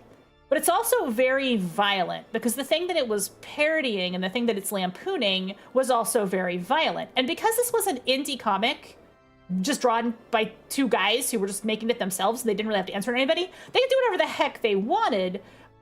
So there's like a lot of blood and then murder and just crazy mutant body horror and stuff in this comic, because they could do whatever they wanted. They didn't really behold to anybody, so they just made a crazy body horror comic. So it's both silly and sincere at the same time, which is it's just kind of really neat. It's one of those few things that I feel like initially is like a pure raw creative, but there's a documentary. Let's is that the next slide? I wish I had my, okay, so let's talk about, no, it's not the next slide. I'm getting ahead of myself. Let's talk about this and then we'll talk about the documentary. As an example of how it is a parody of Daredevil, you might be familiar with the Foot Clan. The Foot Clan is the ninjas from the Teenage Mutant Ninja Turtles. If you know anything about them, you know they fight the Foot Clan. If you've ever seen Daredevil on Netflix, he fights the Hand Clan. Get it? Can I make it any more obvious? That's why they're called the Foot Clan. Because it's a joke on the Hand Clan. Daredevil's teacher is called Master Stick. If you've ever watched the show on Netflix, Master Stick. So the Ninja Turtles learn from Master Splinter. Get it? It's dumb, right? So that's why he's called Master Splinter. It's very funny because Daredevil was a pretty popular comic at the time, and has gotten more popularity because of the Netflix show and everything. Hell's Kitchen, all the stuff that happens in the Netflix show. But I think if you asked a person 10 years ago what is more well known, surely Master Splinter, not Master Stick, right? If you ask a random person, Master Splinter is much more well known than Master Stick, I believe. You had to have me tell you that, right? So that's another weird little fact that's cool to know. If you didn't know that, now you do. It's all a direct parody of Daredevil, including a lot of the naming conventions. So yeah, but obviously it diverged very quickly and became its own universe with its own stories and was not just a parody. But it did have. I did agree. But I did agree it's not that well known. Yeah, it's not. I think it's less well known. I think it's less well-known Master Stick versus Master Splinter. And I think it's funny because it's an example of the parody being more popular than the original. At least I think. I think you know the Foot Clan before you know the Hand Clan. That's less true now because of the Marvel show, people knowing about the Hand Clan more. But I think more people knew about the Foot Clan. Or Deadpool's another example. Yeah, a lot more people know about Deadpool now than the things that Deadpool was a parody of, because Deadpool's a parody of Deathstroke. Yeah. Deadpool's a parody of Deathstroke, and yet he became way more popular than Deathstroke. Yeah, to the point where in the Teen Titans movie, they're like, "Isn't that guy Deadpool?" No, I'm not. No, I'm Slade. I'm a different guy. Oh, Slade Wilson. Let that one sit in. Scrub Fiend! Oh my god, you guys, good timing! We're an hour and a half. Tell me about your stream. Y'all were doing a really fun looking collab. I was kind of lurking while I was getting set up for what I'm doing here. Hi, gamers. Scrub Fiend! Alice! Hi, Alice! We're talking about the Ninja Turtles. You missed my intro, but we're talking about the origins of the show. The origins of the comic book, I'm sorry. So this is actually kind of like the beginning origins of the comic book, where it started out as a parody of Daredevil and quickly became its own thing. So yeah, how was Oh Deer? You guys were running around the forest as deer. Did you torment each other? Was it fun? Did you have a good time? Jojo was there. Thank you so much for the raid. I think most of y'all know me, but if you don't, hi, I'm Countess Lita. Today we are doing a educational content stream. As you can see, I'm in my serious teacher fit because I'm doing some serious teaching today. We looked at a roller coaster. I'm sorry, Alice, you missed the roller coaster. And now we're talking about comic books. Farting at the speed of light. That's awesome. Sorry, you missed the roller coaster.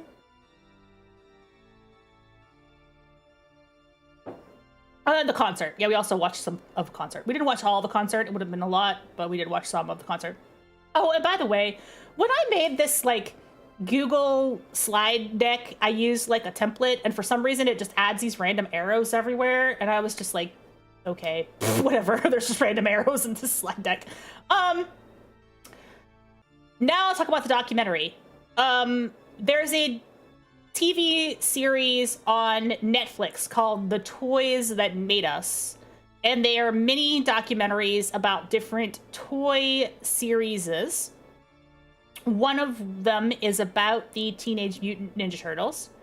If you want to get more information about the Ninja Turtles, you should watch that documentary. It's very enlightening. I learned a few things from it.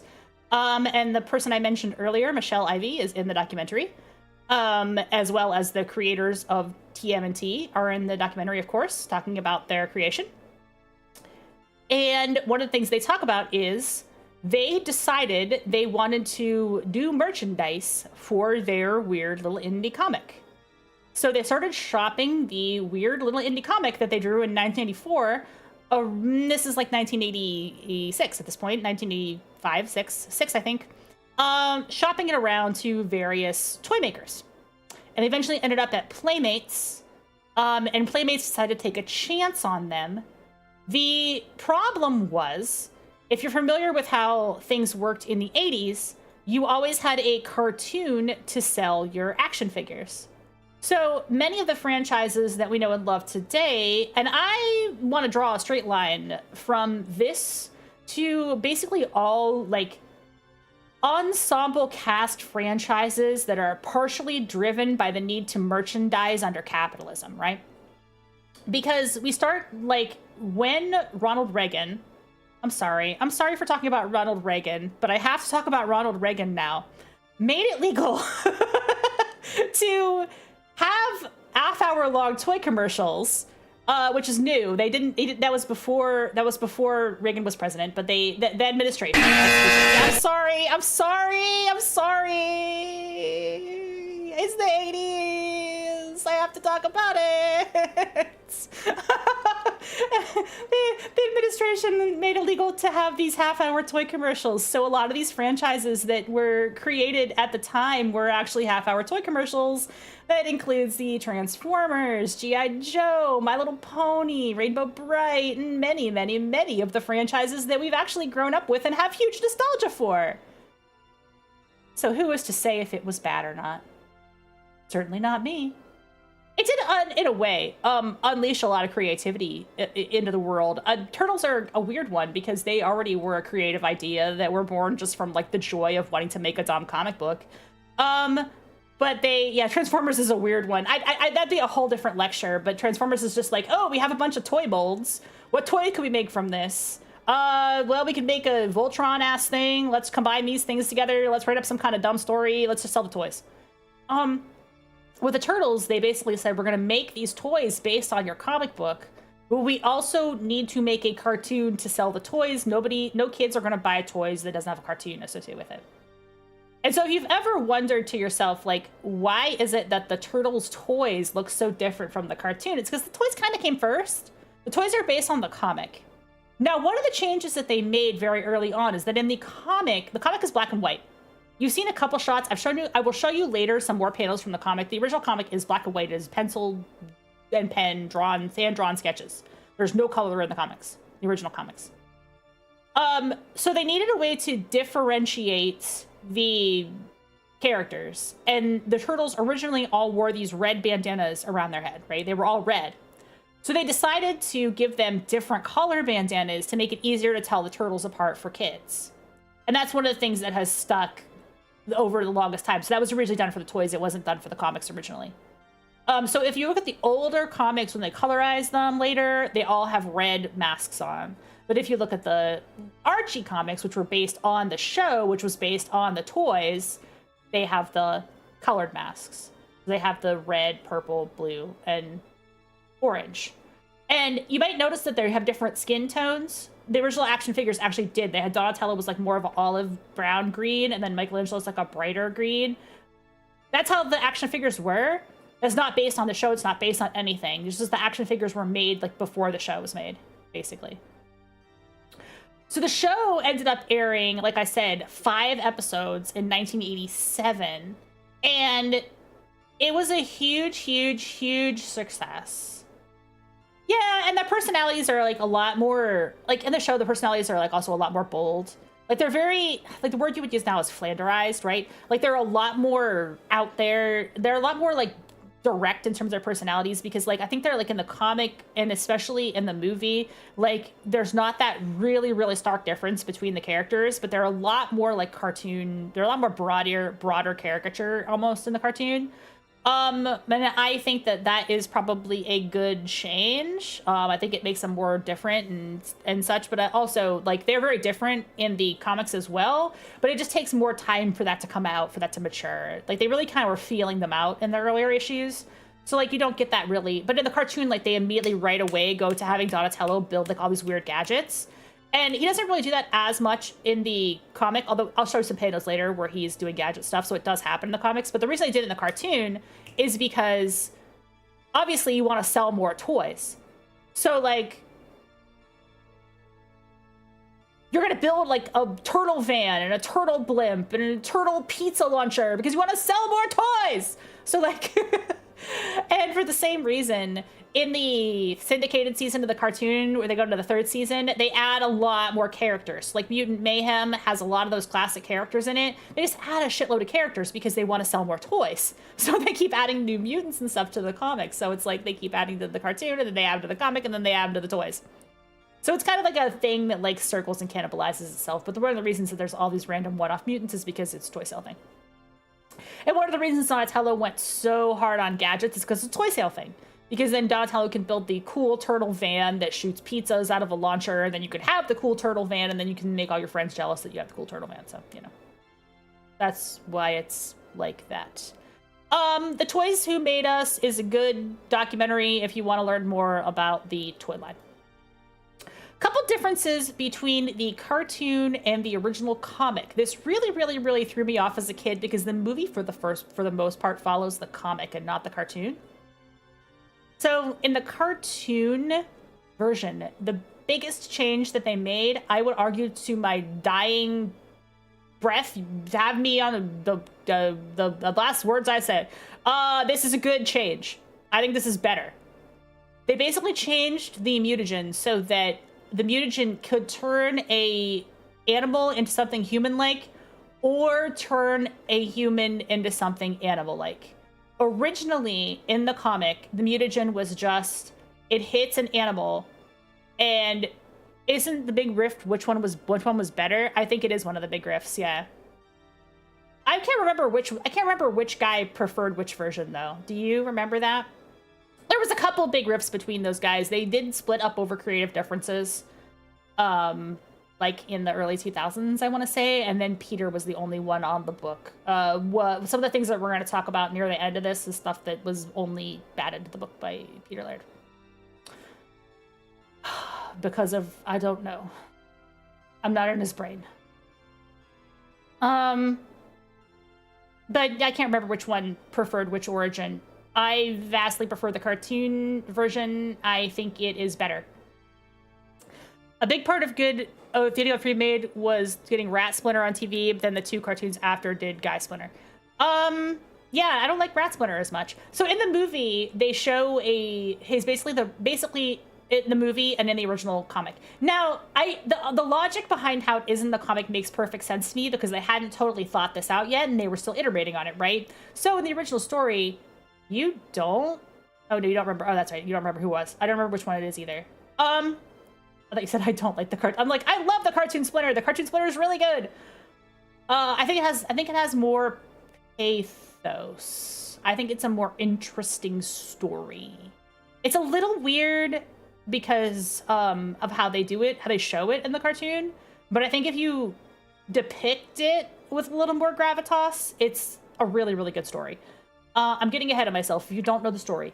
So in the original comic, the mutagen hits an animal, and the animal mutates into something that's a lot more human-like.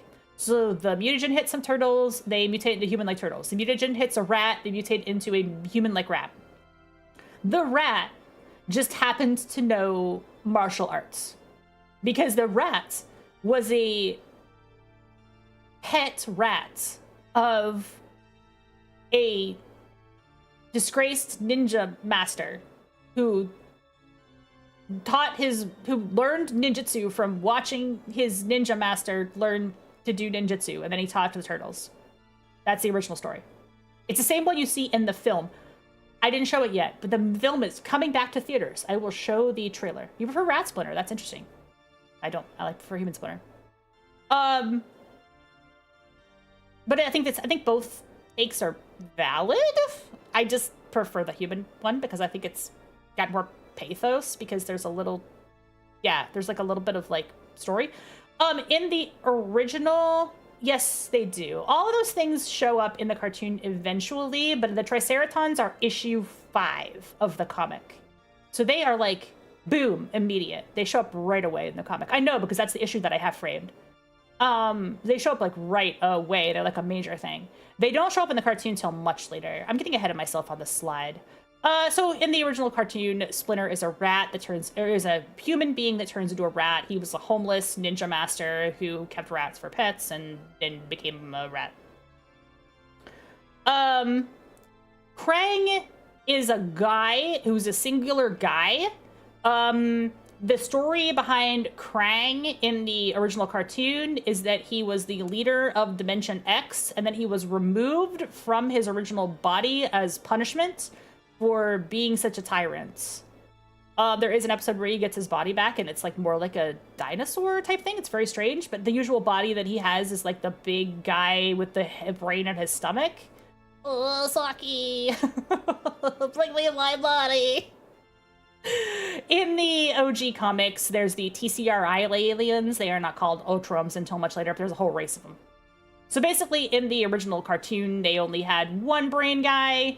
In later iterations, they have many brain guy. And they later as well, in the later, they have the brain aliens. There's a bunch of them. In the later cartoons, they have more Otrums.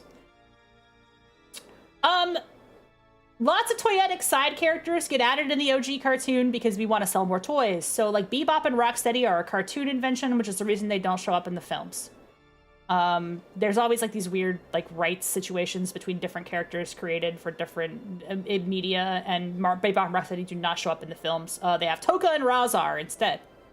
And it wasn't until much later that Bebop and Rocksteady would show up in films. The frogs are another example of a characters created for the cartoon. Mousers show up very early in the comic. They also show up very early in the cartoon. They are pretty much a unifying thing between all of the continuities, actually, which is weird. They show up a lot. Triceratons are a much, much bigger deal in the Mirage run. They show up very early and they fight them a lot, versus Shredder does not show up again for a while in the Mirage run because the Shredder is technically killed off very early in the story, but then they just bring it back because everybody likes the Shredder, you know. These are the robots. On the left is the Mousers. These guys are pretty much universal constant in early Turtles. They show up in every version. They show up in issue 2 of the comic, and they show up on episode 3 of the cartoon. So they are pretty prominent in early stories. These guys on the right are called Roadkill Rodney, notable because they were not named until the video game. They do show up in the cartoon, but they didn't give them like a name until they showed up in Turtles Arcade. I just think they're neat. They're also rat bastards in the video game. Yeah, most of the enemies in the cartoon are robots because it's easy to beat up robots. You can beat them up with your nunchucks as long as you're not offending anybody in the UK, and they can explode dramatically. If we had a lot of human characters, it would be a little more awkward because they wouldn't be able to blow them up as easily. No, they do murder him immediately in the first issue, yes. That is correct. Your memory is correct. The villain in the second issue is Baxter Stockman. This is not Shredder. Here's some video games for you, just to take a eyeball of the video games. On the left, the cover for the NES game. Again, notice the all red masks. That was because this is based on the cover of one of the comics. They did all have their 4 different weapons by that point, but they still had all red masks. And then you can see the arcade game. The arcade game cover, and that really cool, badass live-action April. Yeah, it's so good. I would want to point out this, like, weirdly sexy Donatello pose happening in the background. Like, what's going on here? Why are we doing this little lounging thing? What's going on, boy? What is this about? Nobody got past this damn level in this freaking game. This game is wild. If you do get past the damn level, which I have gotten past the damn level, of course I've gotten past the damn level. It's just that the next level is even more ridiculous and stupid. It's just like a big open world area where you're confused and you have no idea where to go. Macy's actually beaten the entire game. That's incredible. I will tell you, I have not beaten the NES Ninja Turtles game. If you lose Donatello, just give up. Yeah, he has the best reach. Donatello is the best character in a lot of the games because of the reach. That's an image from Tactical Takedown. I felt like I would include it. There is TMNT Shredder's Revenge, which is the newest arcade-style game. Rare Casey Jones sighting. There's not a lot of Casey Jones in this presentation, but I figured I would at least mention him so you guys wouldn't ask, what about Casey Jones? I like Casey Jones. He's a good dude. Friend of the family who is a vigilante who wears a hockey mask. I've beaten Turtles in time. You just put in a million coins and hope for the best. Wears a hockey mask and uses various found sporting goods weapons. The seaweed level's legit bugs, so grass, that must have been hell. The seaweed level it is beatable. The seaweed level is beatable. Like, raise your hand. Here, let's do it. Let's do it real quick.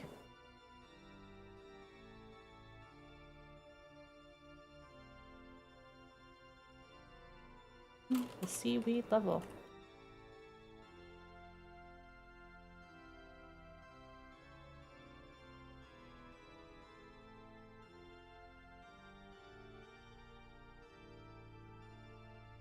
Ever beat the seaweed level? I've been in the seaweed level.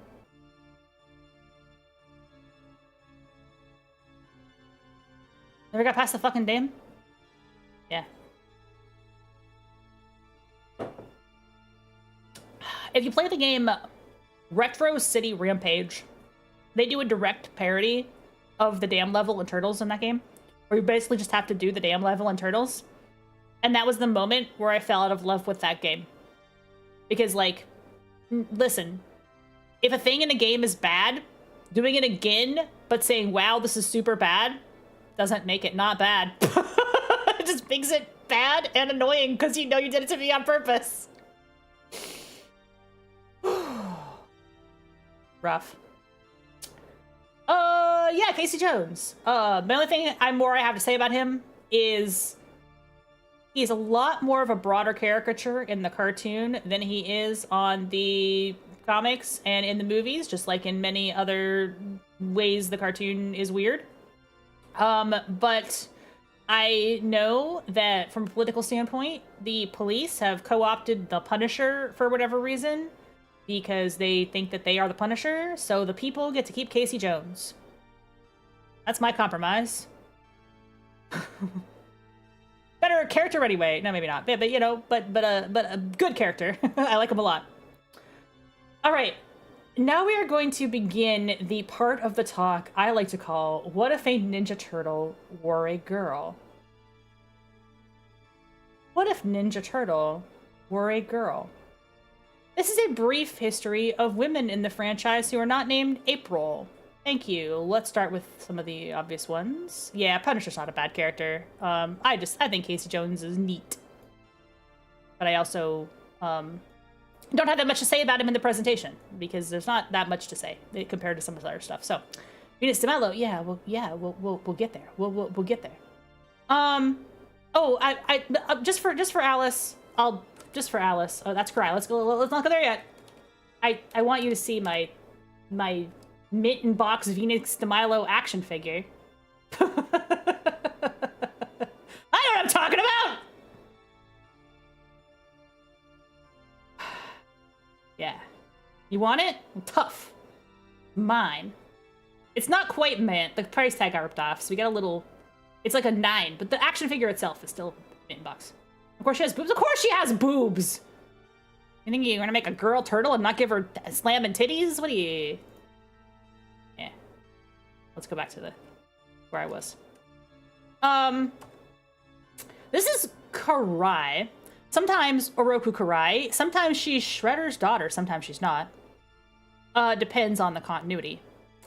This character is a comics character who first appeared in the comics in 1992. Because we like the idea of a female ninja who is a menace to the Turtles. She appears in a lot of different continuities. Shredder had time for sex at some point? Yeah, Shredder got it on. Ladies and gentlemen, the Shredder fucked. Karai is not always Shredder's daughter, though. Sometimes she just isn't. They do change her origin. Sometimes she's just a different female ninja that is involved in the story. Sometimes she is Oroku Karai. It does depend. Oh, the Shredder's name, Oroku Saki, the Shredder's name. And then either the ninja master that taught the rat or the rat himself, depending on continuity, Hamato Yoshi. So sometimes it is Oroku Karai, sometimes it is just Karai. Karai is a female ninja that harasses the Turtles. She has kind of an on-again, off-again, love-hate, Catwoman, bad guy, good guy style relationship with the Turtles. She shows up a lot. She's a fan favorite character. I think I'd be wrong not to mention her early in the... Depends on the continuity. Yes, it does. It depends. This is a different female ninja, Oroku Pimiko. From the Image Comics in 1996, this is the Image Comics Shredder's daughter character, or female sexy Shredder. I show you this picture because this is the most 90s shit I've ever seen in my life. Woo! That was some 1996 in comics there, folks. Take it all in. Soak it in. But that's fun to cosplay. Mortal Kombat ass outfit. Yes, that is Oroku Pimiko, a Mirage Comics character. Some people said yes, some people have said what. You have not even tried the seaweed level in Turtles. Yes, this is a one-off character. I don't think she ever appeared over again, but I would like to just look at her for a second. I just think this outfit is wild. Absolutely wild. It does need more pouches. What people don't understand when they look at Rob Liefeld art in a vacuum, right, is that this was the style of the time. Having all these lines and cross shading and hatching and pouches and this was just how people drew comics in a lot of ways. This was the style of the time. I don't even know who the artist is on this picture, but I mean, I'm just saying, a lot of comics looked like this in 1996. I don't even know how her mask works. Her face looks so flattened. Moving on.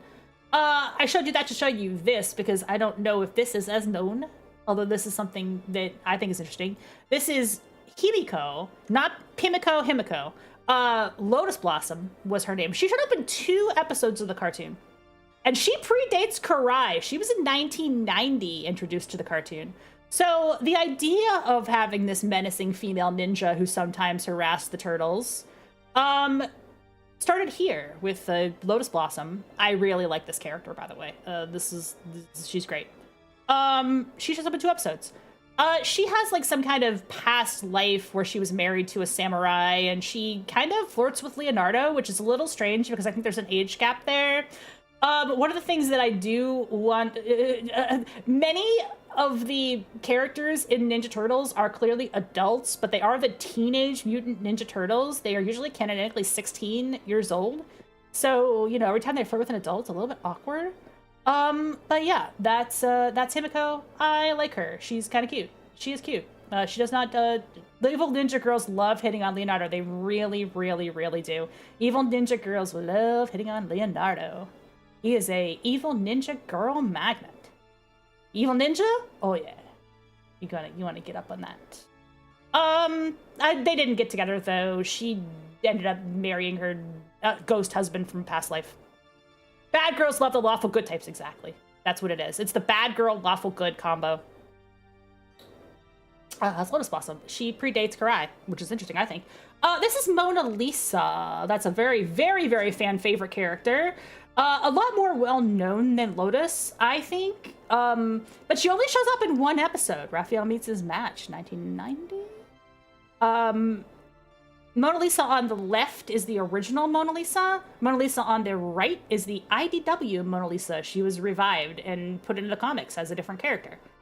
Very different design, but she's cute, right? I like her. She's adorable. She was a human college student. Should be no as much. Yes, the Alice, you have hit the nail on the head. There is so much porn of this character. And she was only in one episode, I promise you. She was only in one episode, but she's very, very popular to this day. Shows up in the video games. We just love a naked lizard woman. She's a lizard, by the way, not a turtle. You can see her little finned on the. I feel like her lizard form more. Well, she's lizard in both of these, but. She's just more lizard-like, I think, in the second one, because they did make her, like, a little more lizardy, yeah. The hunger for mutant babes is not fully understood. Well, I've said this before, but there's a line when the Shredder is mutating Bebop and Rocksteady, and he says, you'll have a harder time getting a date on Saturday night. And as a kid, I laughs at this, but as an adult, I'm like, Shredder, have you met women? They will have a much easier time getting a date on Saturday night.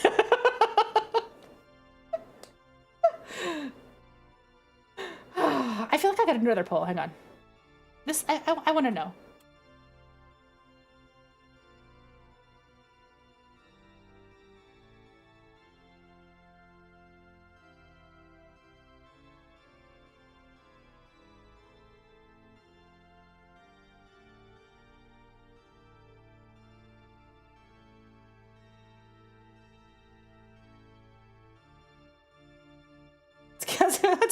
What's the hear me out cake ratio on Bebop and Rocksteady? What's the hear me out cake? I know where we're at with Mona Lisa. Mona Lisa's just a cutie. She's also in 12. Yeah, she shows up quite a bit. They keep reusing this character. Shredder has not in fact met women. Not in the cartoon. In the cartoon, he's 1,000,000% married to Krang. No, I don't know. I don't know. Listen, you can have a whole daughter and still not understand women. Like, not into the fellas, God bless those who'd want to be rhinoed, though. I mean, it's gonna be a challenge. It's a challenge. But the prize. VTuber Apollo Likes Bugs is doing a hear me out. If anybody wants to give him their hear me outs. This isn't one I hadn't thought of until recently, but it's a hear me out cake. The Turner Krang hang out the technical room 5 feet away because they're not gay. They're gay. Mona Lisa is not a hear me out. Mona Lisa's just a wood. She's cute. Everybody likes her. There's so much porn of this character. I saw a comment earlier about role players. You were there for 5 minutes because the Mona Lisa player was thirsty. Somebody played Mona Lisa in an RPG just to bang Raphael. Based. What a queen. Here she is, Venus de Milo, aka Mei Pei Chi. I don't think I'm saying that name right. It's been a long time. She was the first official female Ninja Turtle added to the continuity in 2000 for the show, the live action show. Alice is a fan of the Mona Lisa.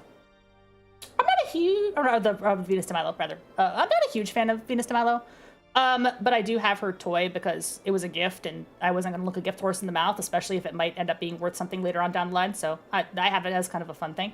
They did have a crossover with Power Rangers. This show was called The Next Mutation. They had a crossover with Power Rangers. It was very much a Sentai show. It was a fun little show. Looking back on it, it didn't last very long. And Mikey still couldn't use his nunchaku. Nope. He cannot. That's correct. We did talk about the nunchaku earlier.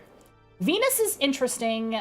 She's actually a Chinese character who uses like more of a mystical Tai Chi kind of shooting fireballs, fighting with fans kind of style, rather than like ninjutsu per se. So different, very different sort of character. She only lasted for as long as the next mutation. I don't think she's ever shown up in anything ever again, but she was part of the continuity for like 2 years. I believe that Kevin Eastman was not a huge fan of this particular character. I don't think this character went over with a lot of people. So I don't think she came back because she didn't really get over, as they say in wrestling. Sometimes you got to get over, and she did not really get over. But I'm gonna, you know, we're here to talk about what if there were female Ninja Turtles, and there has been several female Ninja Turtles. This character is called Artemisia. This is objectively the best name for a female Ninja Turtle, and I don't know why she's never come back. She's actually from a fan comic called Secrets of the Ooze, which was done by Sophie Campbell. The only reason that she is prominent and interesting is because, first of all, Artemisia is the far and away the best name for a female Ninja Turtle. I don't know why she's never been used ever for real in continuity. But Sophie actually does write for the IDW comics now, so they could have brought this character into continuity and just didn't. I don't know. The art is sick. I agree. I love this idea. Anyway, this is Jenica. Somebody mentioned her earlier. Jenica is the actual new canon female turtle from the IDW comics. She wears a yellow bandana. Her origin is more like the She-Hulk. She apparently was a human who got a blood transfusion from Leonardo and became the canon female Ninja Turtle. She fights with claws. As you can see, Artemisia fights with a bow and arrow. And Venus uses a fan. It's not in this picture, but you saw it on her action figure earlier. She fights with a war fan. Bow and arrow, claws. She uses claws. She was a human being before becoming a Ninja Turtle. She got a blood transfusion like the She-Hulk. That's her origin / backstory. You know, Beyond Rocksteady is not a hear me out. There's not that many woods. Okay. I'm the weirdo. I'll acknowledge it. Beyond Rocksteady are at least adults. They're of age. You know, if you're into the Turtles, they're teenagers. Watch yourself. Jenica is currently in continuity as the female turtle, as the fifth female turtle. She's in the IDW stories in particular. She has not shown up on any TV shows, to my knowledge. I don't love the name Jenica, but you take what you can get. I also want to note to you that Jenica has a girlfriend. Her name is Sheena. Her design is fucking adorable. Please take in that punk pig.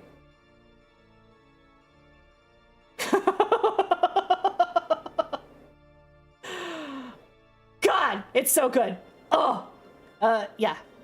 Not a turtle, but a sexy pig woman. Sorry, boys, she likes the ladies. But in particular, she likes the lady turtle. I just want to look at her for a second before moving on. In the IDW comics, there is like more of a time travel element to it. The Ninja Turtles are actually the reincarnated spirits of human beings who had ninjutsu skills. So you're saying I've got a chance. The Ninja Turtles are actually reincarnated human ninjas who like learned their ninja skills in their past life, and that's why they're so good at being ninjas as turtles. So little bit weird, a little bit different. There are some time travel episodes where they go back in time to learn about their origins and about their original master and all that crapola in their past life. I told you that to tell you this. This is the time-traveling female turtle. Her name is Lita, and I didn't know that until I started making this presentation. So, there you go. She's like the Sailor Pluto of Ninja Turtles. She has the same name as me, and she has the Staff of Time that she uses to open up. Why the fuck did they give Brunette's job to a turtle? Listen, I don't know. I'm just telling you the lore that I've learned. We're about to hit an ad break again. So if those of you that are subbed, we'll continue on. But for those of you that are not subbed, I will put on the trailer that just came out today for the Ninja Turtles movie. I love her ink. Me too. I want to learn. I don't know that much about this character. I learned about her while I was doing research about the IDW comics because, but now I'm kind of like, wait, they named a turtle after me? Why did they do that? Did they know me? That's got to be a coincidence, but it's a funny one. So I'll allow it.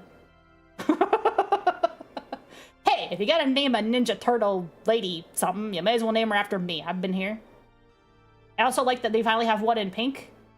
Come on, just let there be a pink one. Come on, there could be pink and tattoos. I mean, it's kind of based. It's kind of a good design. Also, no boobs. They didn't do the turtle boobs this time, which is fine. Okay, so today I learned. I'm gonna do a quick pause on the prezzo here. Today I learned that the Ninja Turtles is coming back to theaters. What a coincidence that I was gonna do the speech about Turtles lore, and then they were gonna bring Turtles back to theaters. So let's just watch the trailer. Yes, sir.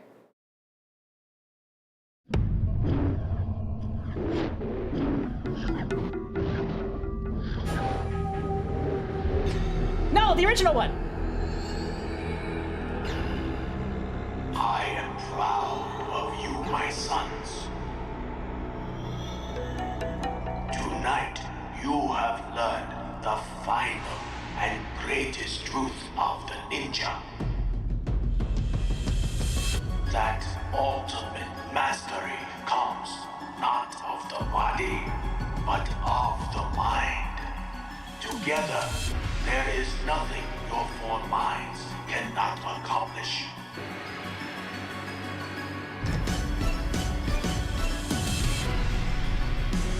I love you all, my sons. Let's go! Are you guys going with me?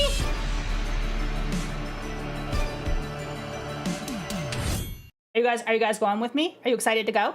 We're all gonna go. I think no matter what turtle continuity is your favorite, I think most people can agree that the first movie absolutely fucking owns bones. The dialogue is sharp, the fighting is good, the costumes are good. It's just a really fun movie. I don't think anybody has much bad to say about the first film. It's just an all-time classic banger with some great lines and great characters and just a fun time at the movies. So I'm gonna go and see it, hopefully. The first is amazing, the second is fine. We don't talk about the third. Yeah, basically. The second is okay. The first one is really, really, really good. And the third one is not so great. But if you don't cry during it, like, yeah, it's really good, right? It's a good movie. I think anybody who has any nostalgia for any version of Turtles remembers the movie fondly. I do remember it confusing me a little bit the first time I saw it, just because it is different, because I had been more accustomed to the story of the cartoon and had not yet read many of the comics.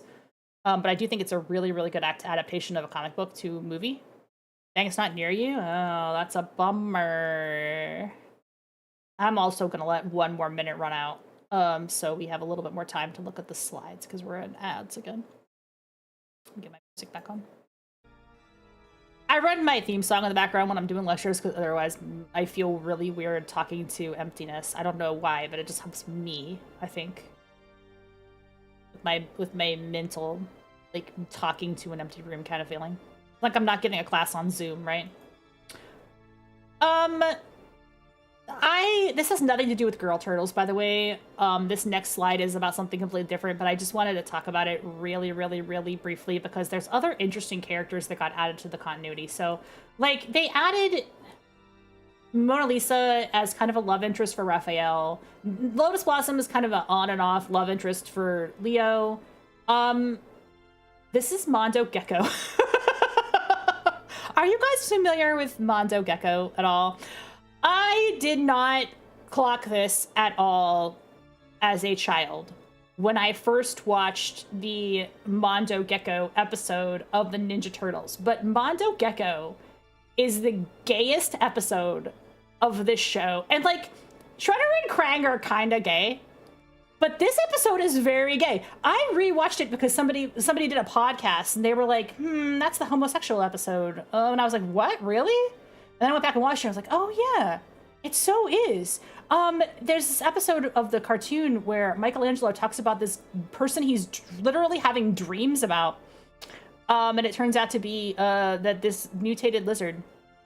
Mondo has OG maybe. No way! That's so cool. So they are best of friends.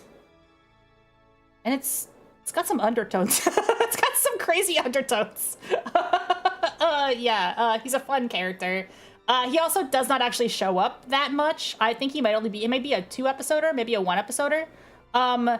But Mikey comes across as extremely bisexual in this particular continuity, because he really seems to have like an actual fucking crush on Mondo Gecko. It is wild. I would, if you have a chance to go back and watch it with like new eyes and not see it as like just a kids and their bestest of friends, it's like super gay. It's funny. And I only say that because like I didn't think of it that way until I like went back and rewatched it with that lens, and I was like, oh, that's interesting. They really do have like kind of almost a bromance kind of thing, but not a girl. So let's move on to talk about April O'Neil. This is the last segment of the lore dump. I figured this is going to be about a 2-hour presentation. It looks like I have maybe 30 minutes left to go, so I'm doing pretty good. Mikey Burnett is the OTP, but you have to do what he wants. I want to talk about April O'Neil. And let me preface this by saying that I will probably cut this part out and upload this as a separate video, because this is the part that I think is interesting to... Many of you might already know this. This is stuff that I know we have a lot of people that are comic book nerds in the audience. But this, many of you already know this, but like, let's talk a little bit about April O'Neil. Who is April O'Neil? April O'Neil is a porn star. She was born in 1987. She is still active doing stuff on her IMDb. Her most recent works include Hentai Sex School 3, Kama Sutra Seduction, F-Buddy Custody Battle, Girls Way Originals, and Seduced by a Busty Cougar. She's quite petite, actually. And to my understanding, this particular porn star did, in fact, choose her porn star name based on the character April O'Neil from the Teenage Mutant Ninja Turtles. That's her. That's April O'Neil. That's April O'Neil from the cartoon, Channel 6 News. April... Did I get you with the porn star? Yes. Yes. All right. This is the original April from the cartoon. Not the first iteration of April, but certainly the most familiar version of April to those of us that grew up with April. Girl crush of many young person in the 1990s, right? In her yellow jumpsuit. She is a reporter for Channel 6 News, and she has a supporting cast of various other friends, including her bestie, Irma, her boss, Vernon, and her coworker, Vern, which always confused me a little bit, but that's what they decided to do there. She, wanders around and takes videos of stuff for the news. The original April was actually a computer programmer. She was originally introduced into the story because she was the apprentice of Baxter Stockman. You see the name Baxter in that slide there. I think they changed her role slightly because rather than having her be so tied directly to that story arc, having her be like a lady reporter kind of just gave her the freedom to go about and do whatever she wanted and to get into lots of really interesting peril and drama as she, was part of the story. So they sort of changed her job. But a computer programmer in 1984, I mean, we stand a woman in STEM, am I right? Let's hear it for women in STEM. April. You might notice that this version of April, which is from the Ninja Turtles issue number 2, is pretty on model for the cartoon version. She even has the crazy jumpsuit. That picture on the right is much later because the comics were not colorized until much later. This is not the original panel. The original panel would have been in black and white. Some of these scans, by the way, are from this blog, tmntentity@blogspot.com. A pretty useful resource if you're looking for TMNT scans, and I do use it for my April section in here, so shout out to that blog. It's pretty handy. There's a lot of good information in that blog if you want to learn more deep dive Ninja Turtle stuff. This particular post asks a question, which I am going to propose to you, which is, was April O'Neil originally black? That is a pretty contested question by a lot of people. The answer to that question is simple version, no. Second version, it depends on who you ask and when you ask. Third version, that doesn't matter, and I will tell you why. But you should keep in mind, it's a black and white comic. So she doesn't have a skin tone drawn in her original appearance, because she's in a black and white comic. So we don't know what race she is in that picture. But later colorized versions of April have used the same coloration that she was given in the cartoon, which is red. However,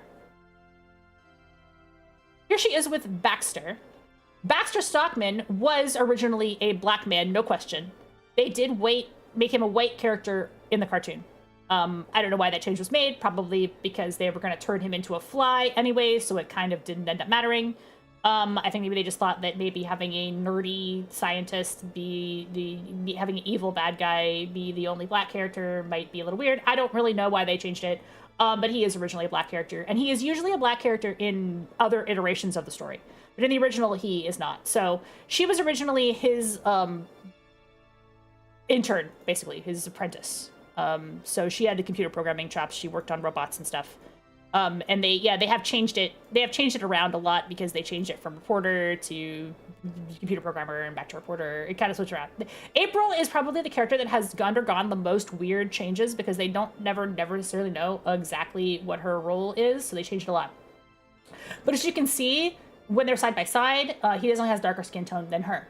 Now, not too long into the run of the comics, they started drawing April with curly hair, like a perm. And then when they started drawing her hair curly, they also started shading her skin darker, which has led to some uncertainty as to what race she was originally supposed to be. The word of God is that the two creators of the Turtles never completely agreed on this, because Kevin Eastman saw her as based on a girl he was dating and married for a short time, but he's been married a few times, who was mixed race. And so he thought April as a mixed race character, and Peter Laird saw April as a white character. So that's it depends on who you ask when thing. That maybe at some point he wanted to draw her as darker skinned, but initially she was not drawn as darker skinned. And they never really talked about it. Like, I guess at that period of time. So like maybe she was based like on this black or half Asian character, and maybe she was actually just a white character. But they started drawing her with curly hair, and that led to her like being colorized differently. So this is from my collection. This is not for the blog. This is an old colorized version of the comics from the 80s. And as you can see in this, she is colored as a light-skinned black woman. This is when they had the Turtles all have red masks. So they show them red masks. But in these, when she has the tight curls in her hair, they also color her with darker skin. That's just what the colorist chose to do. And there has been multiple different iterations of color versions of these black and white comics, which leads to like the confusion about what race she was initially supposed to be. So that is why there's always debate, right? Because these older colored versions do show her as like either like really tan or like, I would say like mixed race, right? In this artwork. And it's the same character drawn in the same time period. This is from the 80s. So you can see where that comes from, right? It's like, yeah, maybe they didn't originally intend to draw her as black, but then they started coloring her as black, and now there's like, well, maybe she was half black. I don't know, it's confusing. April on the cartoon, they love to mutate her. There is one comic where she did get mutated into a turtle. She got mutated into a cat woman, which was interesting. She also got mutated into a psychic fish. That happened. I feel like we just have to acknowledge at this point the obvious joke. And then let's move on to the time April was mutated into a weird wasp woman, because that one's cute. I really like the long hair on the wasp woman. Kept the boobs as psychic fish. Now, obvious joke aside, they had to fill 80 episodes for syndication. They just had to come up with a lot of plots. She does have bigger boobs as a fish than as a cat. But at least the cat didn't end up with 6 boobs, right? That would have been weird. They didn't do that. Different animation studios. Of course, these studios were outsourced, mostly outsourced overseas animation, so they would whatever they would do. Yeah. This one is from the 2003 Back to the Sewer 2003 cartoon, 2007 episode. She turned into a weird bat demon, so that's interesting. That's a cool look for April. She's got a giant claws. They like to mutate April. They like to turn her into various things.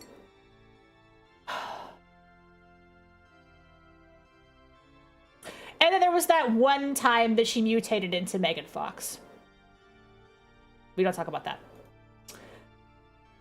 This is April from the 2003 show. This is April from Rise of the TMNT. You can see her design varies pretty wildly. In some of the later versions of TMNT, particularly Rise, they did go back to they did play with the idea of a Black April, which is interesting. Like I said, it's not likely that she was intended to be a black character, but they play with the idea because why not? May as well. Let's do it. They also have de-aged her in some of these continuities to make her more of an age-appropriate hang for the Turtles. So sometimes April is a teenager along with the Turtles, which kind of makes her like, maybe it's a little awkward that this adult career woman is hanging out with a bunch of teenagers. But if she's also a teenager, then maybe it's not so weird. So in Mutant Mayhem, for example, they have April as a student reporter who is like in high school still, and the Turtles feel really young in Mutant Mayhem. It kind of makes sense for April to feel young in Mutant Mayhem as well. So I kind of understand why they did that design choice. One of the things that she seems to retain a lot in many of her iterations is the yellow color. I think they just like to stick with that yellow color for her, maybe because none of the Turtles, until Jenica, were wearing yellow, so it's just like an extra color to add to the palette. Teenagers running by super. Well, see, it just were for a random kid to be hanging around that, but like she's a student reporter. She's getting the student scoop. They come up with all kinds of different ways to have April be involved in this story. Yeah, so. Well, sometimes she's a redhead, and sometimes she isn't. Sometimes she's a dark skin. As they play around with it. I'm now about to tell you the worst thing you're going to learn tonight, so thank you all for tuning in to the stream. Let us finally talk about Ninja Turtles number 22. If you're familiar with Ninja Turtles number 22, this is the part where I joked about this being cursed lore. Most of this is fine, but this is actually pretty cursed. This was by the point that Kevin Eastman was no longer on the comics, so this is a Peter Laird special. The playouts and penciling and inking were from Jim Lawson, and this is from 2005. In this particular issue of the Mirage comic, which, by the way, I think it's series 4, issue 22, because they kind of like renumbered. Like, this is 2005, so they reset the numbers a couple of times, so there's a couple of like mini series here and there and one-offs and like different continuity reboots and everything, but like this is still the Mirage comics, so this is the primary source of Ninja Turtles. In this particular issue, April O'Neil decides, she discovers that she can't get pregnant, which is a plot point sometimes in comics. And so she wants to find out why, and decides that a really good answer would be to use time travel. Now, she doesn't just travel back in time. She and another character transport their souls into cockroaches, and the cockroaches travel back in time. That way, April O'Neil can remain a cockroach while viewing the events of her past 30 years ago undetected. In other words, she is transformed into a cockroach. You can see it in the...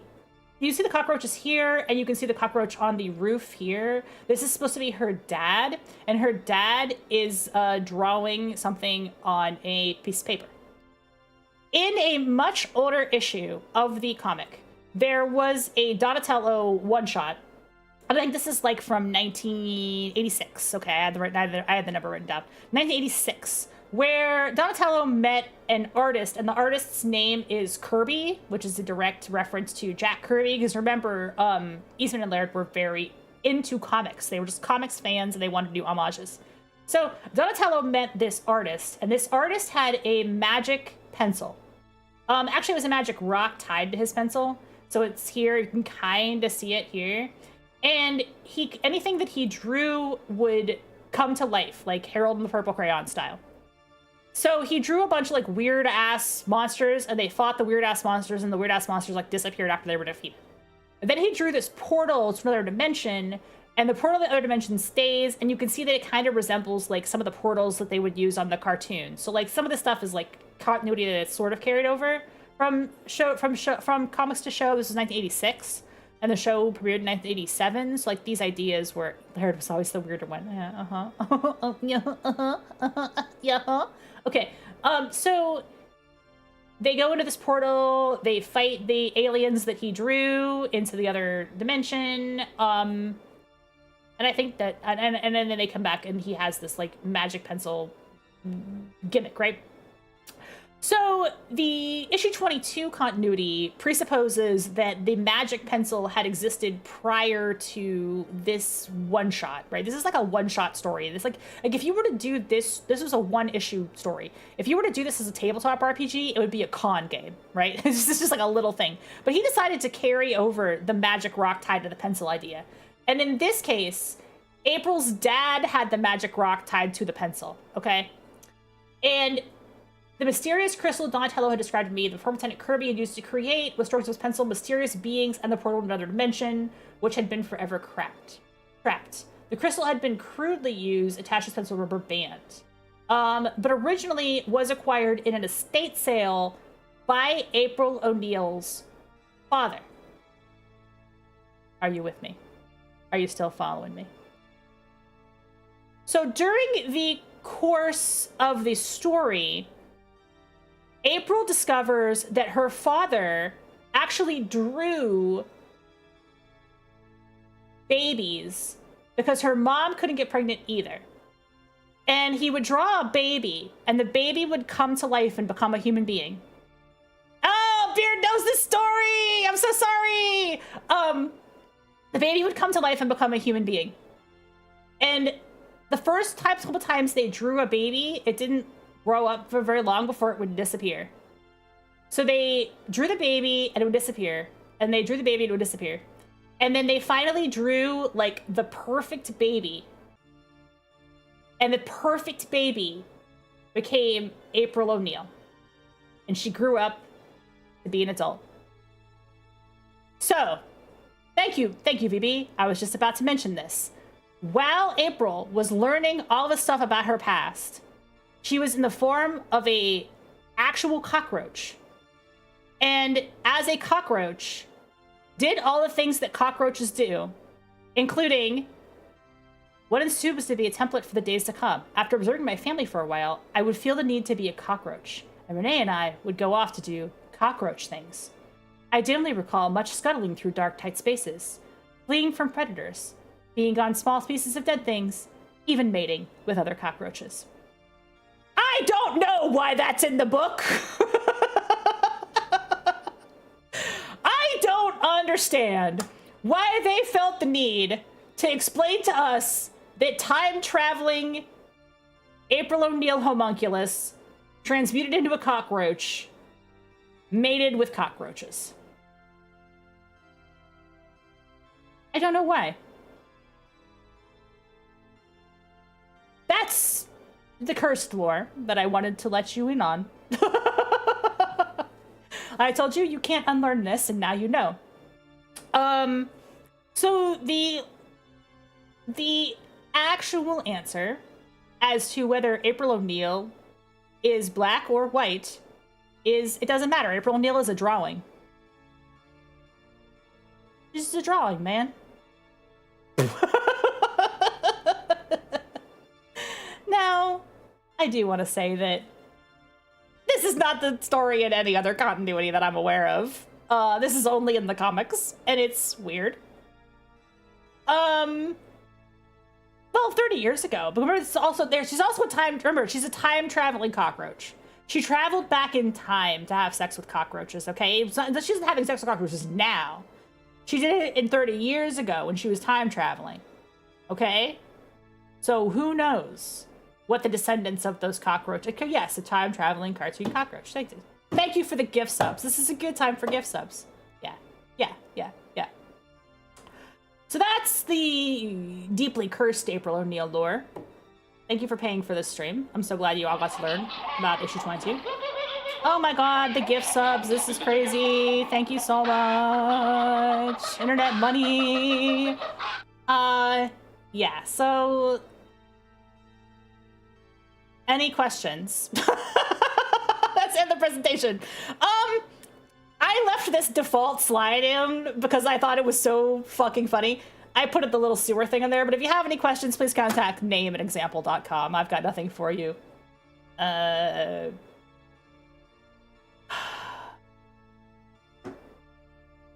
What else is there to say? That of course, the comic does continue on for many, many more years, but I feel that a lot of people had fallen out of it at that point.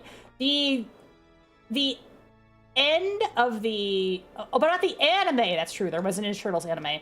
I did not mention it, but there was an anime.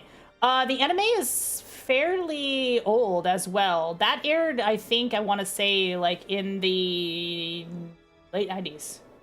Thanks for sharing your fan with us, reminding how odd comics can become. Comics are very weird. Comic books are weird. Let's see if we can find a clip from the anime while we're here. Because you're right, I didn't mention the anime. I do remember the anime. The anime is wild. This is somebody's like documentary about it, but we'll do it. We'll watch it real quick. We'll just show videos of it. There's a really weird TMNT anime where they have like turtle. I don't know how long she was trying to get pregnant for, dude. I don't know that much about that part. It's very based on the cartoon. So they still had Krang and Shredder in it, but Shredder was like a super robot Shredder. Krang calls him Saki-chan, which is so fucking funny. And then they actually like developed like Sentai Ninja Turtle powers, and it's basically like a Sentai show. This guy's video will probably explain it better than my video because he's actually got footage of it, which I don't have footage of it. But yeah, so they have the same characters as the cartoon, but they like kind of did the Shredder differently. And then like the turtles all have these like turtle super transformations and robots and stuff that they turn into. They merge and become a mega turtle. Yeah, it's pretty wild. The anime is pretty wild. That's the Bebop and Rocksteady super armors. That's Shredder's super armor. They all have these crazy, like, super modes they turn into. The animation in this is actually decent, by the way. I mean, it's Japanese, so... It's not great, but it's better than a lot of stuff.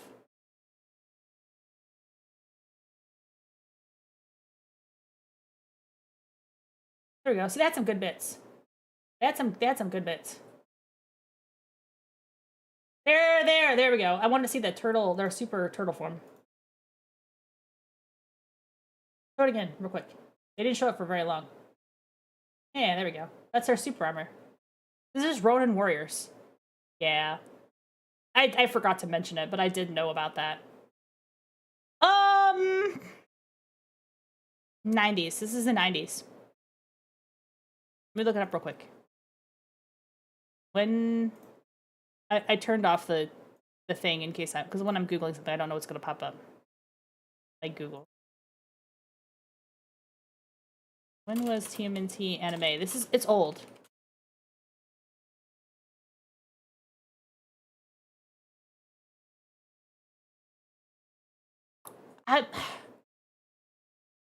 It's like right after the show in the US aired, I want to say. I want to say it's like late 90s.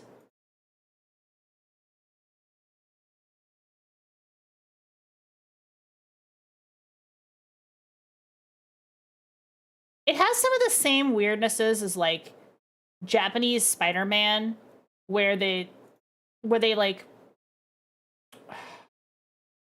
Oh, here we go. There's a really good picture of it. This is a much uglier and therefore better picture of their super form.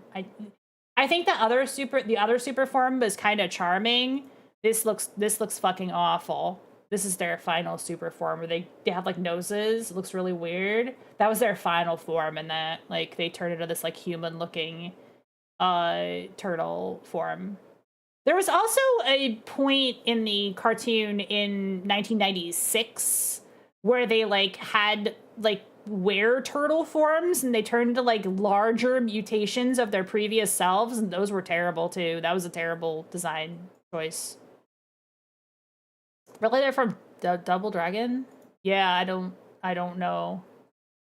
Yeah, it was definitely like a weirder design choice. The Red Sky seasons, those were the ones. Yeah, and they had like that was when they ditched the Shredder for like Tony Jay's character. Those are actually, some of those are on YouTube as well. And you can watch those as well. They're actually still on YouTube, and you can watch them, and they're not good. Lord Drek, that's his name. They're not good compared to the Shredder episodes. They did bring Shredder back at like the very end.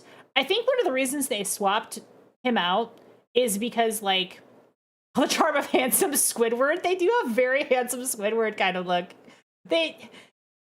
I think one of the reasons they swapped the Shredder out was because like the Shredder kind of had lost like any sense that he was an intimidating villain by that point, because he had been goofed on so many fucking times in the course of the seasons. Like, I mean, the show had run for like 8 years at that point, and it's like, how many times can the Shredder lose to these guys? He's just not a very intimidating villain anymore. So they brought in like a new villain who was just different, and you know, his main thing was being whiny. Yeah, basically.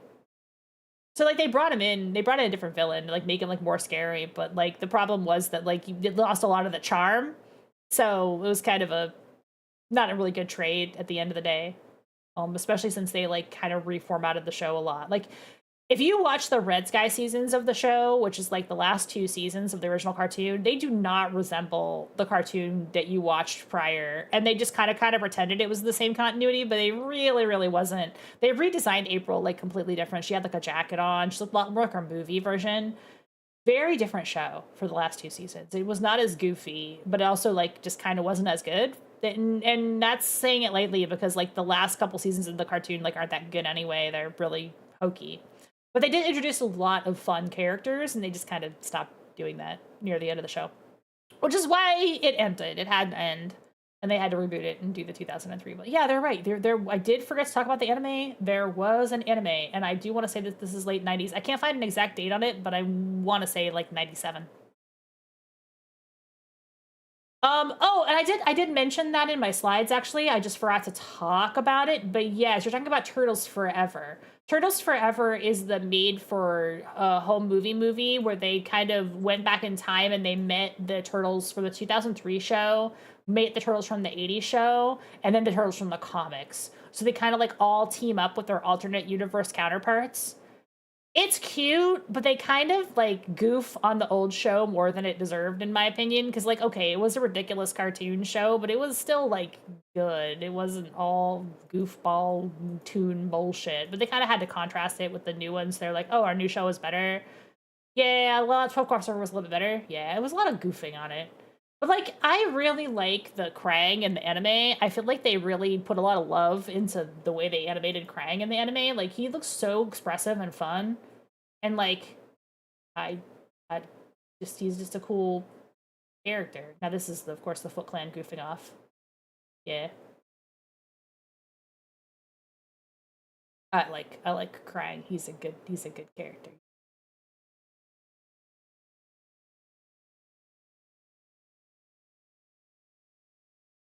And then they had like a really different take on Shredder in the anime. They made him like way more robot looking almost. Different vibe. There we go. He looks very like a Transformers villain in this. He's a different looking look for Shredder. Not bad, but it's different. I always liked it in the cartoon when he took his mask off, because he just would take his mask off. It's much easier to animate. Like, one of the reasons this mask is a good design is because, like, animators don't have to do lip flap, right? So they could just, like, have his little mask move. Like, Optimus Prime had the same thing, where he could just have his little mask move, and it wouldn't have to be as much lip flap, so they wouldn't have to sync it, which is, like, a nice little shortcut. But, you know, it's funny when he takes his mask off. It does happen from time to time. And he's just a guy. And you're like, oh, wait, he's just a guy. He's not, like, scarred or anything. He's just a dude. You always forget it's not hiding anything. Like, he doesn't wear the mask. I don't know who this dude is, but his images are very funny. There's their final like human like super forms in this. Yeah, that's pretty cursed, honestly. Honestly, I would qualify that. Maybe not as cursed as the time traveling cockroach sex, but still pretty cursed.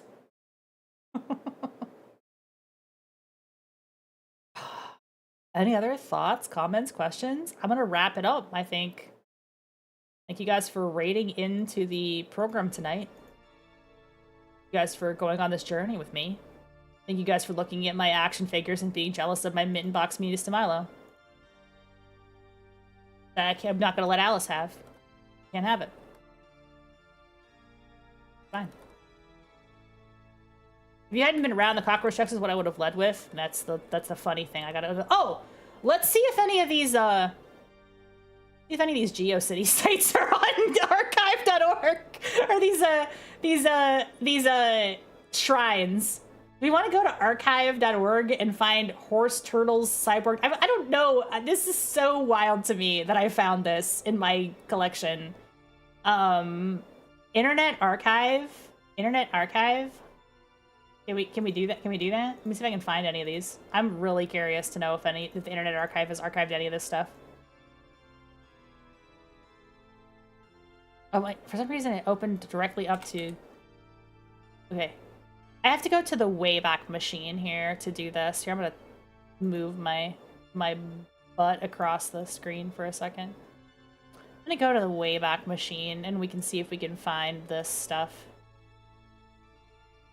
Old Disney Afternoon fan sites are still on the way back? That's badass. That's so cool.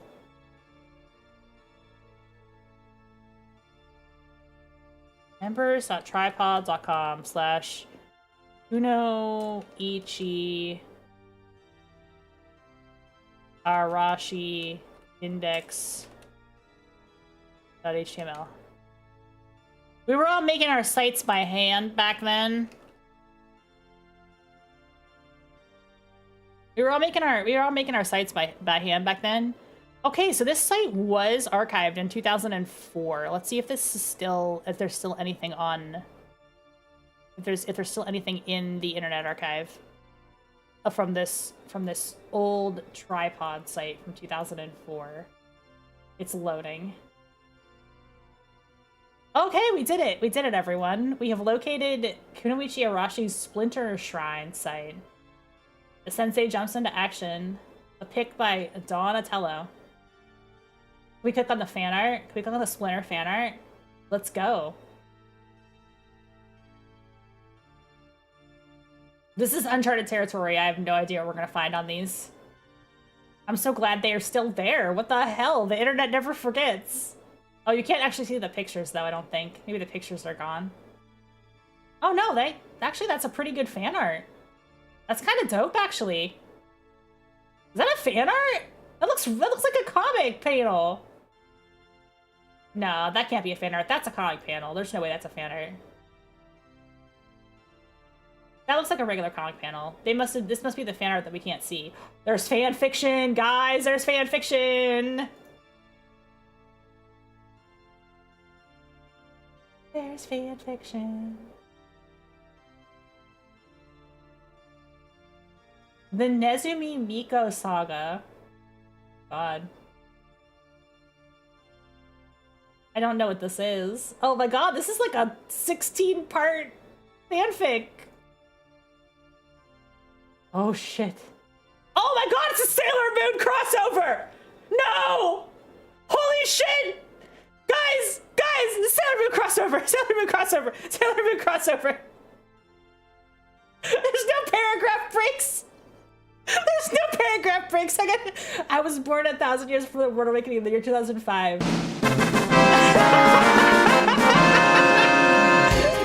Only within 1,000 years. In the year 2004, in December, Neo Queen Serenity, better known as Eternal Sailor Moon, married Endymion and bought peace of planet Earth. For her efforts, she was rewarded with the throne of the Earth. My parents did indeed help the Eternal Senshi in fighting and imposing, though Serenity was soundly defeated the supposed 10th planet Nemesis. After the war, Serenity took the offered throne and was crowned the king. When did the Ninja Turtles show up? When did the Ninja Turtles show up? Wait, hang on. Every possible corner they live at parties the world never seen since the millennium. The 4 elemental quadrants of spring, summer, autumn, and winter were restored. The Guardians had their powers ruled. They returned to Endymion that prefers to bodyguard Turtle Ninja Hime and to be her ambassadors from Yumana to Earth. Wait, okay, hang on. Wait, hang on. The only thing they really had from the Silver Millennium was the Eastern Wing of the Crystal Palace. Is it a four with Kunzite and Zoinzite being married at the time? Of course, the gay marriage was important. I moved away from Crystal Toad in New York City, where my parents, the Shitano, were living at the time of Neo Serenity's coronation. New York was always known as the city that never slept. Listen, you guys have a lot of questions about the Ninja Turtles Sailor Moon crossover with no paragraph breaks from the year 2004-5. I don't have any answers for you because we are entering uncharted territory right now. She was so gorgeous, like I said, Dad fell in love with her. Everyone was happy. It was no time my mom was pregnant. She had Mercury and Zoisite examine her before she told Dad, where did the Ninja Turtles come in? Where is the... When did the Ninja... Oh, here we go. There are paragraph breaks. Wait, there are paragraph breaks. This is about... Man, there's a whole pregnancy and birth section happening here.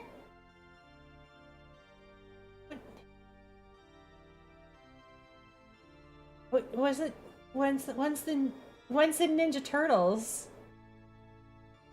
What is it? When is it Ninja Turtles? Is that something about a mutant boy? Oh, was it? Did I miss the mutant? Like, I'm skimming because this is very hard to read. It's a wall of text. We were both mutants, and I was the first mutant child to be born in the world. He attempted meditation to clear his thoughts. Kakera, Nezemi-san is in good hands. With all due respects, Ending is not your beloved Serenity having a baby. I can only pray that she will be okay. So I guess there's like a mutant turtle and Sailor Moon involved in this fanfic. Yeah, the Chibiusa is here. Chibiusa is also there. Wow. We really hit pay dirt. This is the basic Control F for I love being a turtle. Wait, here's the turtles, they're here now. Raphael had given it to me as a coming of age gift on my 18th birthday. Dad was pissed as hell when Raphael gave it to me, saying it wasn't a weapon the ninja like myself needed. Okay, so if you turned 18, how old is Raphael in this particular story? I have to pull a Raph, as Donatello Sama always said, and go with the tough guy look. I liked it. I was ready for battle. I have no idea what the context of any of the things that are happening in this story is, and I like it that way. I love fanfic. This is awesome. All right, we got to find out if the Michelangelo shrine is real, because if that's real, then we got to look at that one.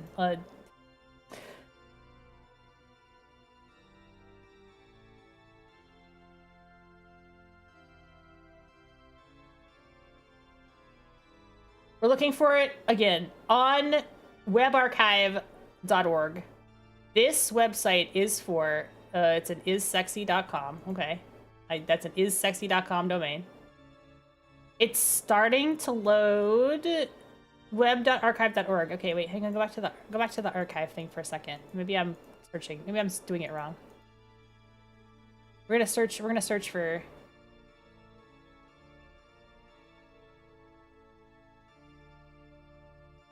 if this is real.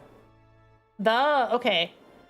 There's an archive of this from 2001, which has got to be roughly around the time that this newsletter was printed. This newsletter was printed in 2000. So let's look at this. Well,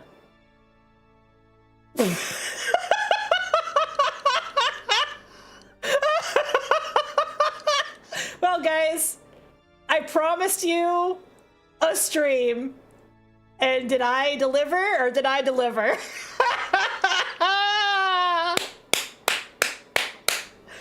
Listen, they're naked all the time. It's safe for work. You weren't ready? What did you think we were gonna find at MichelangeloIsSexy.com?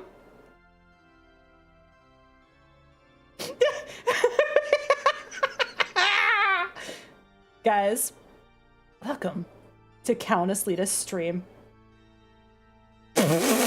Tendolf! You know, it's not a bad fan art. I mean, it's a good fan art, you know? Yeah, you may not like it, but this is what peak male sexuality looks like. Yeah. It's good. What do you know? It's good. Oh, there's not more. Oh, okay, we got some more art. The fan fiction. We got the fan fiction here. There are many good works of fanfiction out there, but how does someone choose what to include? We've taken all the well-written ones that seem to center around Michelangelo, or put them in sanctuaries where he gets hurt or maimed! War never changes.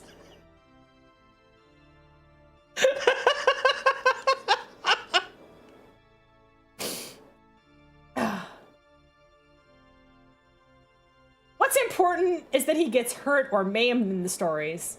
That way we can have hurt comfort, you know, like you do. I'm laughing, I'm giggling, but honestly, this is beautiful. This is pure. This is fandom. This is women engaging with their fandom. And I, for one, support this level of horny for a turtle. Although he is a teenager. So just, you know. But, you know, I mean, in the abstract.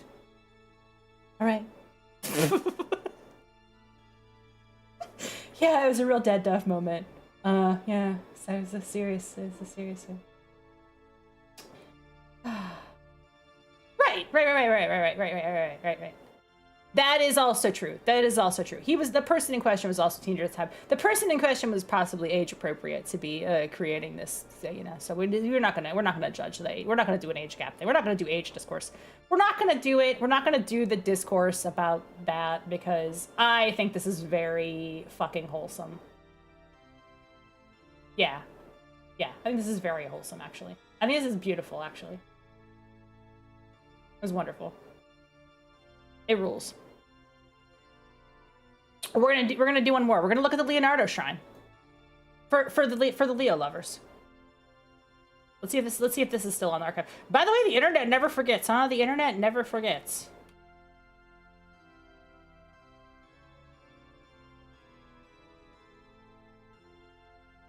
All right, that's a Starlink Earthlink website, so maybe this one will not load. I gotta go back to the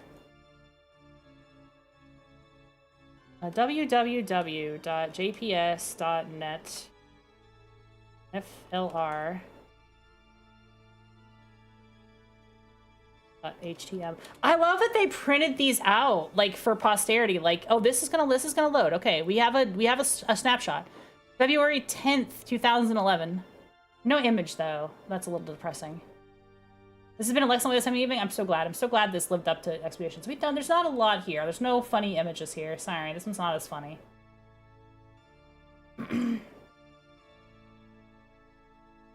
Nah, one's not as funny. There's no funny pictures. Oh well, they can't all be the Michelangelo jump scare. I guess we'll look at the there's a Donatello one. We gotta look at all of them, right? We gotta look at one for every turtle. We looked at the Splinter, we looked at the Michelangelo one. Members.zoom.com. I don't even remember zoom.com. I want to say a horse turtle is somebody who was both a horse girl and into turtles. Does that track? That URL has been excluded from the Wayback Machine. We will never find out. What is it? Sherry's Tatsu Shrine.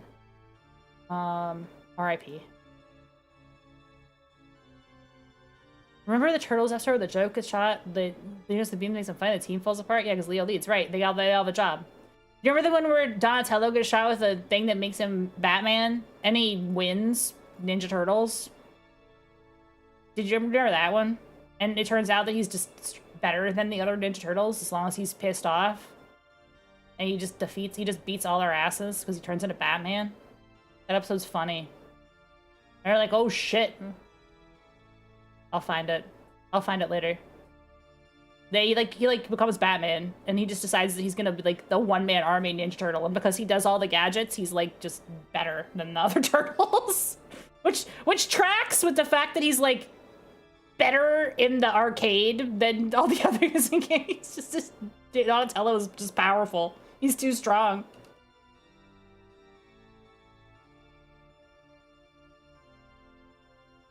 I only remember episodes of the original show, though. I don't remember episodes of any of the other ones. Don't ask me to recite anything about those. Let's see if this other one loads. Dawn Shrine Palace? Dawn Shrine Palace? Why is it Dawn Shrine / Palace? Oh, that one loads. That one loads. Hang on, let's see what's on here.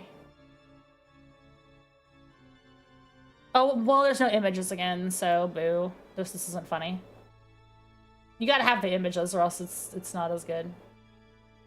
Oh my god! I need to know what this image was! It says he also does other things and then there's no picture. What was this image? What was this picture? I don't think anything's beating Speedo Mikey. Yeah, I think we can close the stream off on Speedo Mikey. Speedo Mikey was peak. That was honestly peak. This is a fanfic. I don't know. Okay, that was awesome. Alrighty.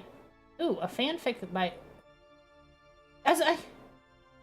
I don't want to get banned, but I want to know if any of these fanfics are erotica. But I can't show that on stream, so it's like a dangerous click. Are any of these erotica? What I want to see the pictures. That's a wholesome picture. That's not gonna go over well with the woke mob. Not gonna over well with the woke mob. Look at it off screen. Yeah, let's see if we find any that are really spicy. Turtles have enormous penises. That's your other cursed knowledge for the day. We know that from... Oh, let's watch Scientifically Accurate Ninja Turtles to close this. Let's close this off with Scientifically Accurate Ninja Turtles. I feel like we need Scientifically Accurate Ninja Turtles. This was a cursed stream. Yes, relative to their body size, they have enormous penis. Have you guys seen this? Have you guys not seen this? Have you seen this? Have you seen Scientifically Accurate Ninja Turtles? We're gonna watch Scientifically Accurate Ninja.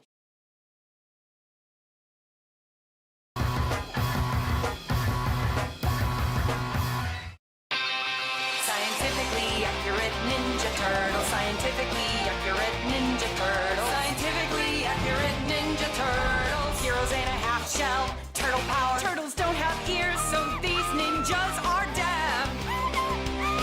No vocal cords, so cowabunga is hissing breath. They have tongue shaped like a worm, and these ninjas carry salmonella germs. Scientifically accurate Ninja Turtles. Scientifically accurate Ninja Turtles. Splinter taught them to be ninja teens. He's a radical rat, but they all have plague, cause rats are vectors of disease. That's a fact, Jack. They live 100 years to fold, so teenage turtles have the mind of a 7-year-old. Scientifically accurate Ninja Turtle. Scientifically accurate Ninja Turtle. Here's the part where we talk about turtle dicks. Half the length of a turtle and astoundingly thick. If you see a turtle's toothless grin, it's cause his penis can probably touch his chin. Scientifically accurate Ninja Turtles. They live in the human sewer, which means they are bathed in feces. Also, their shells bleed. Turtle power. Thank you.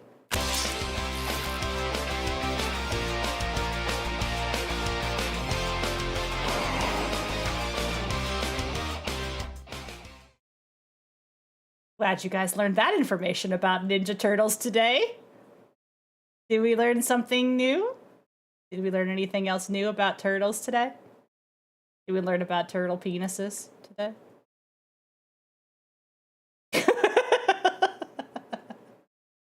I'm surprised you hadn't seen that one. Of course, but I have, because I love things that are cursed. Let's see. Let's have some music. Roll us out. Is the Turtles in Time OST that's really good? It is the Turtles.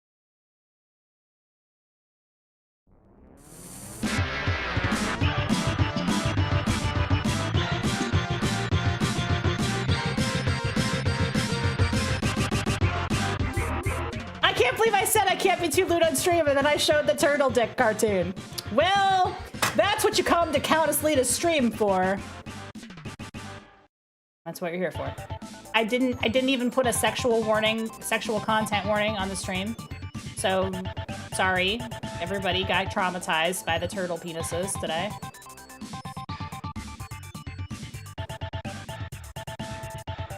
No stream tomorrow. Taking a break. On Thursday, I will be streaming Owl World collab with the gang. Ooh, there's that Channel 6 music. What's the one I really like? The elevator? There's a couple of really good ones in here. Bishop will be there. I'm excited to get back to palling around.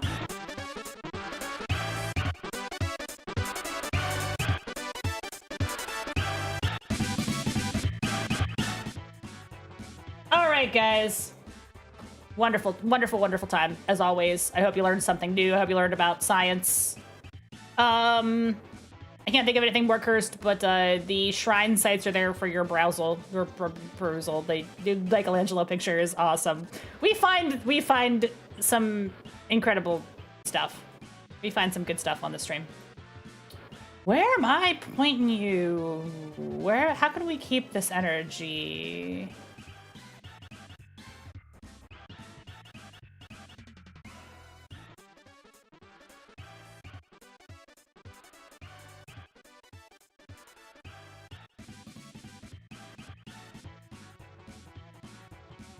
I wonder if we can... Yeah, this is such a good song. I'm just like vibing to it now. Ninja Turtles. Oh, do you want another fact before I leave? This song was written by a longtime TV producer. He's also the producer for Young Sheldon.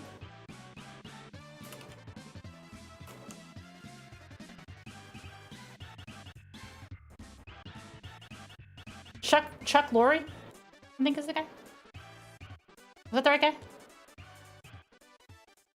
Yeah, that's the guy. Chuck Lorre wrote this. The Ninja Turtles song, the original song. Didn't know he wrote music. He wrote one of the bangers of cartoons.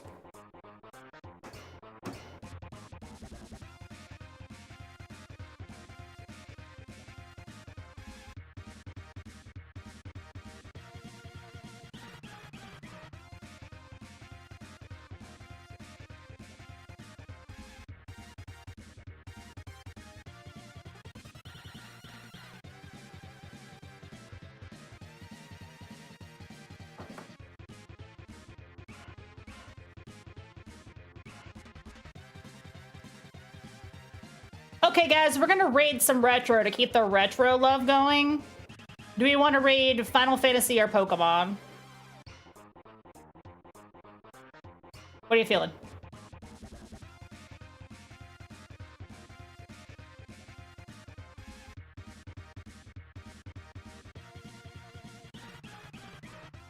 Pokemon has more turtles in it?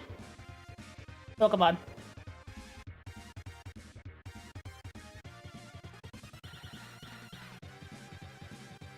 I haven't hung with Metroid Master in a while. We're gonna raid him out. Since he seems to be doing a long-ass Pokemon playthrough right now, so that'll be fun.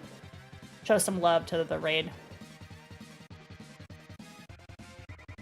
Everybody! See you on Thursday for Pal World, which is like Pokemon, but different.